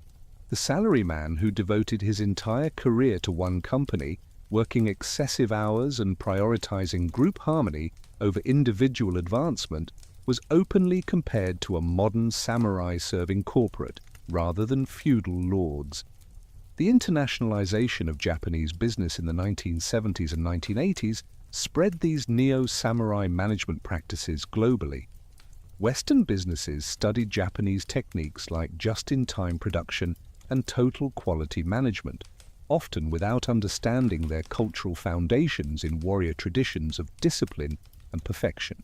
Books like The Book of Five Rings by Miyamoto Musashi became required reading in American business schools, with executives seeking strategic insights from a 17th century swordsman. This corporate appropriation of samurai wisdom created simplified versions of complex traditions, reducing philosophical systems to management techniques. Popular culture's engagement with samurai themes revealed continuing fascination with warrior traditions in modernizing society. Kurosawa Akira's films, particularly Seven Samurai and Yojimbo, presented samurai as complex figures navigating moral ambiguity rather than simple heroes or villains.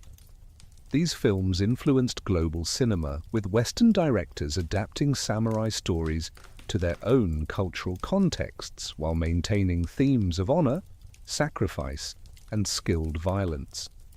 The international success of these films suggested that samurai values resonated beyond Japan, speaking to universal human concerns about courage, loyalty, and purpose. The manga and anime explosion that began in the 1960s created new venues for exploring samurai themes. Series like Rurouni Kenshin and Samurai Champloo mixed historical settings with contemporary sensibilities, using warrior characters to examine modern issues of identity, justice, and social change. These popular culture products reached global audiences who might never study Japanese history, but absorbed idealized versions of samurai values through entertainment. The image of the honorable warrior fighting for justice became a global archetype, adapted and reinterpreted across cultures. Video games emerged as perhaps the most influential medium for transmitting samurai imagery to contemporary audiences.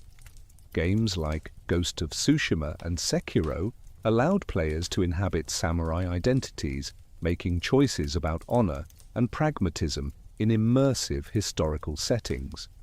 These games often presented more complex views of samurai life than traditional narratives, acknowledging the violence and moral compromises alongside the nobility and skill.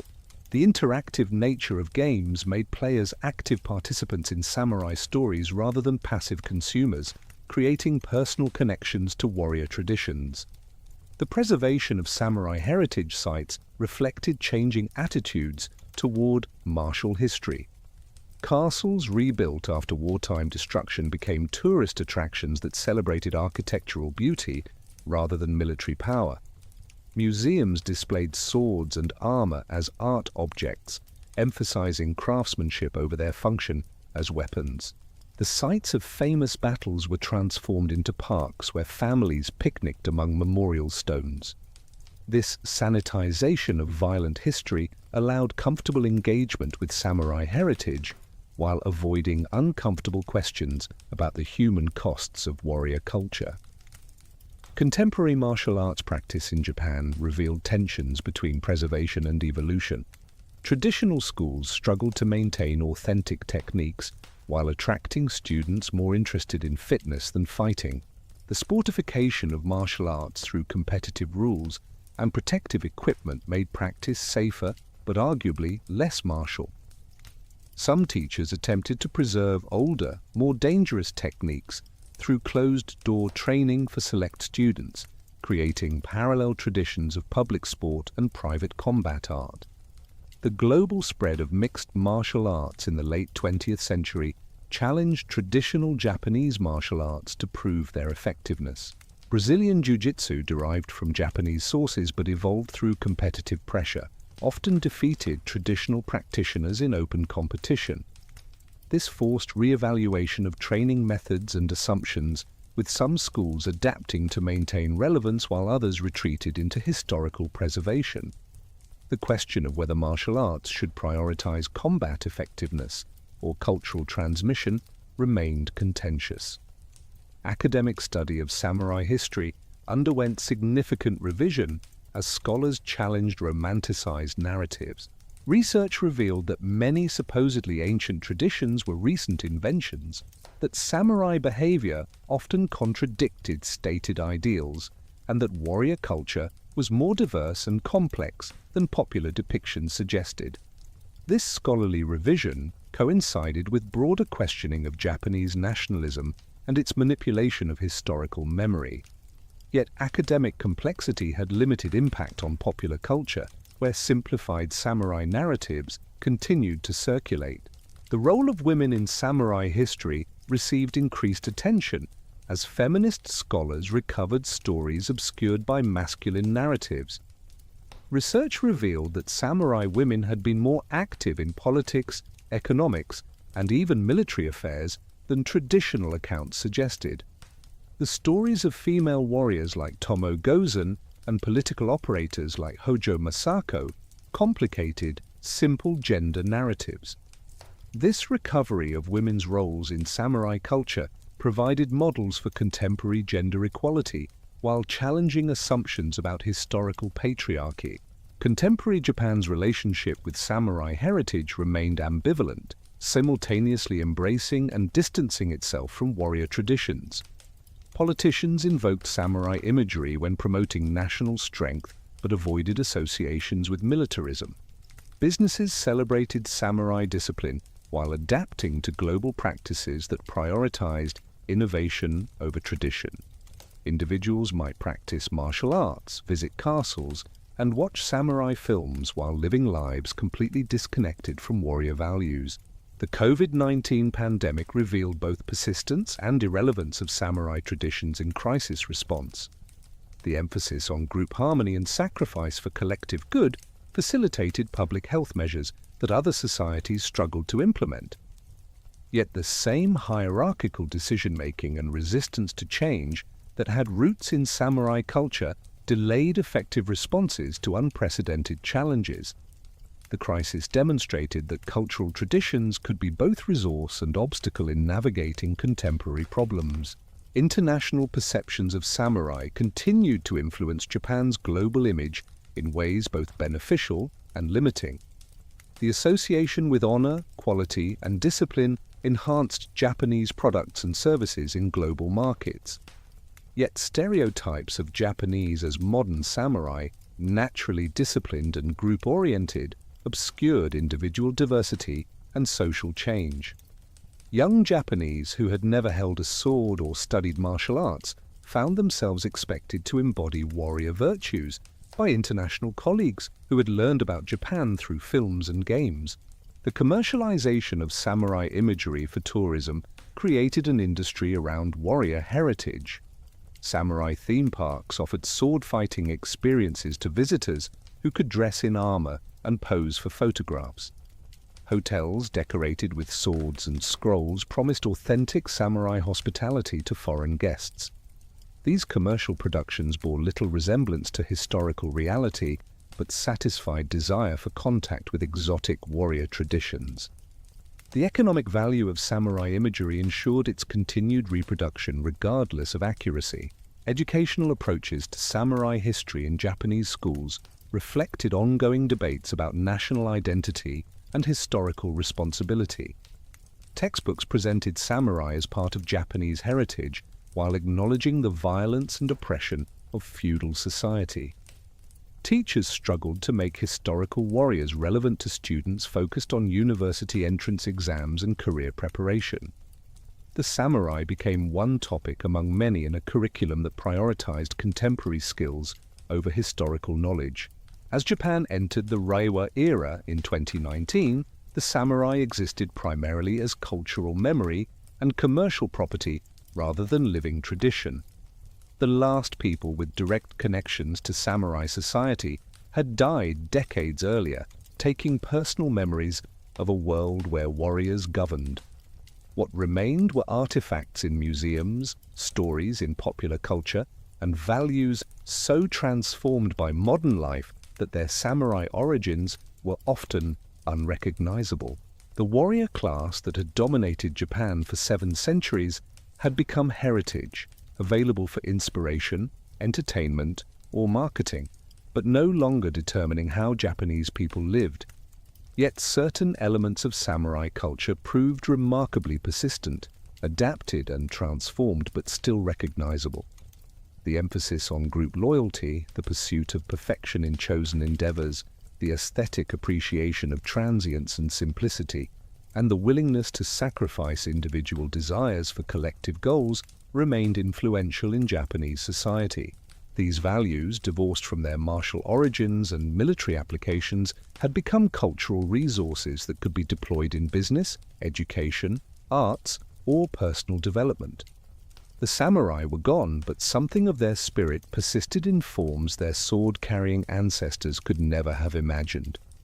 The story of the samurai that began with mounted archers defending imperial tax collectors in the Heian period had evolved through centuries of warfare, governance, and cultural refinement to end not with destruction but transformation.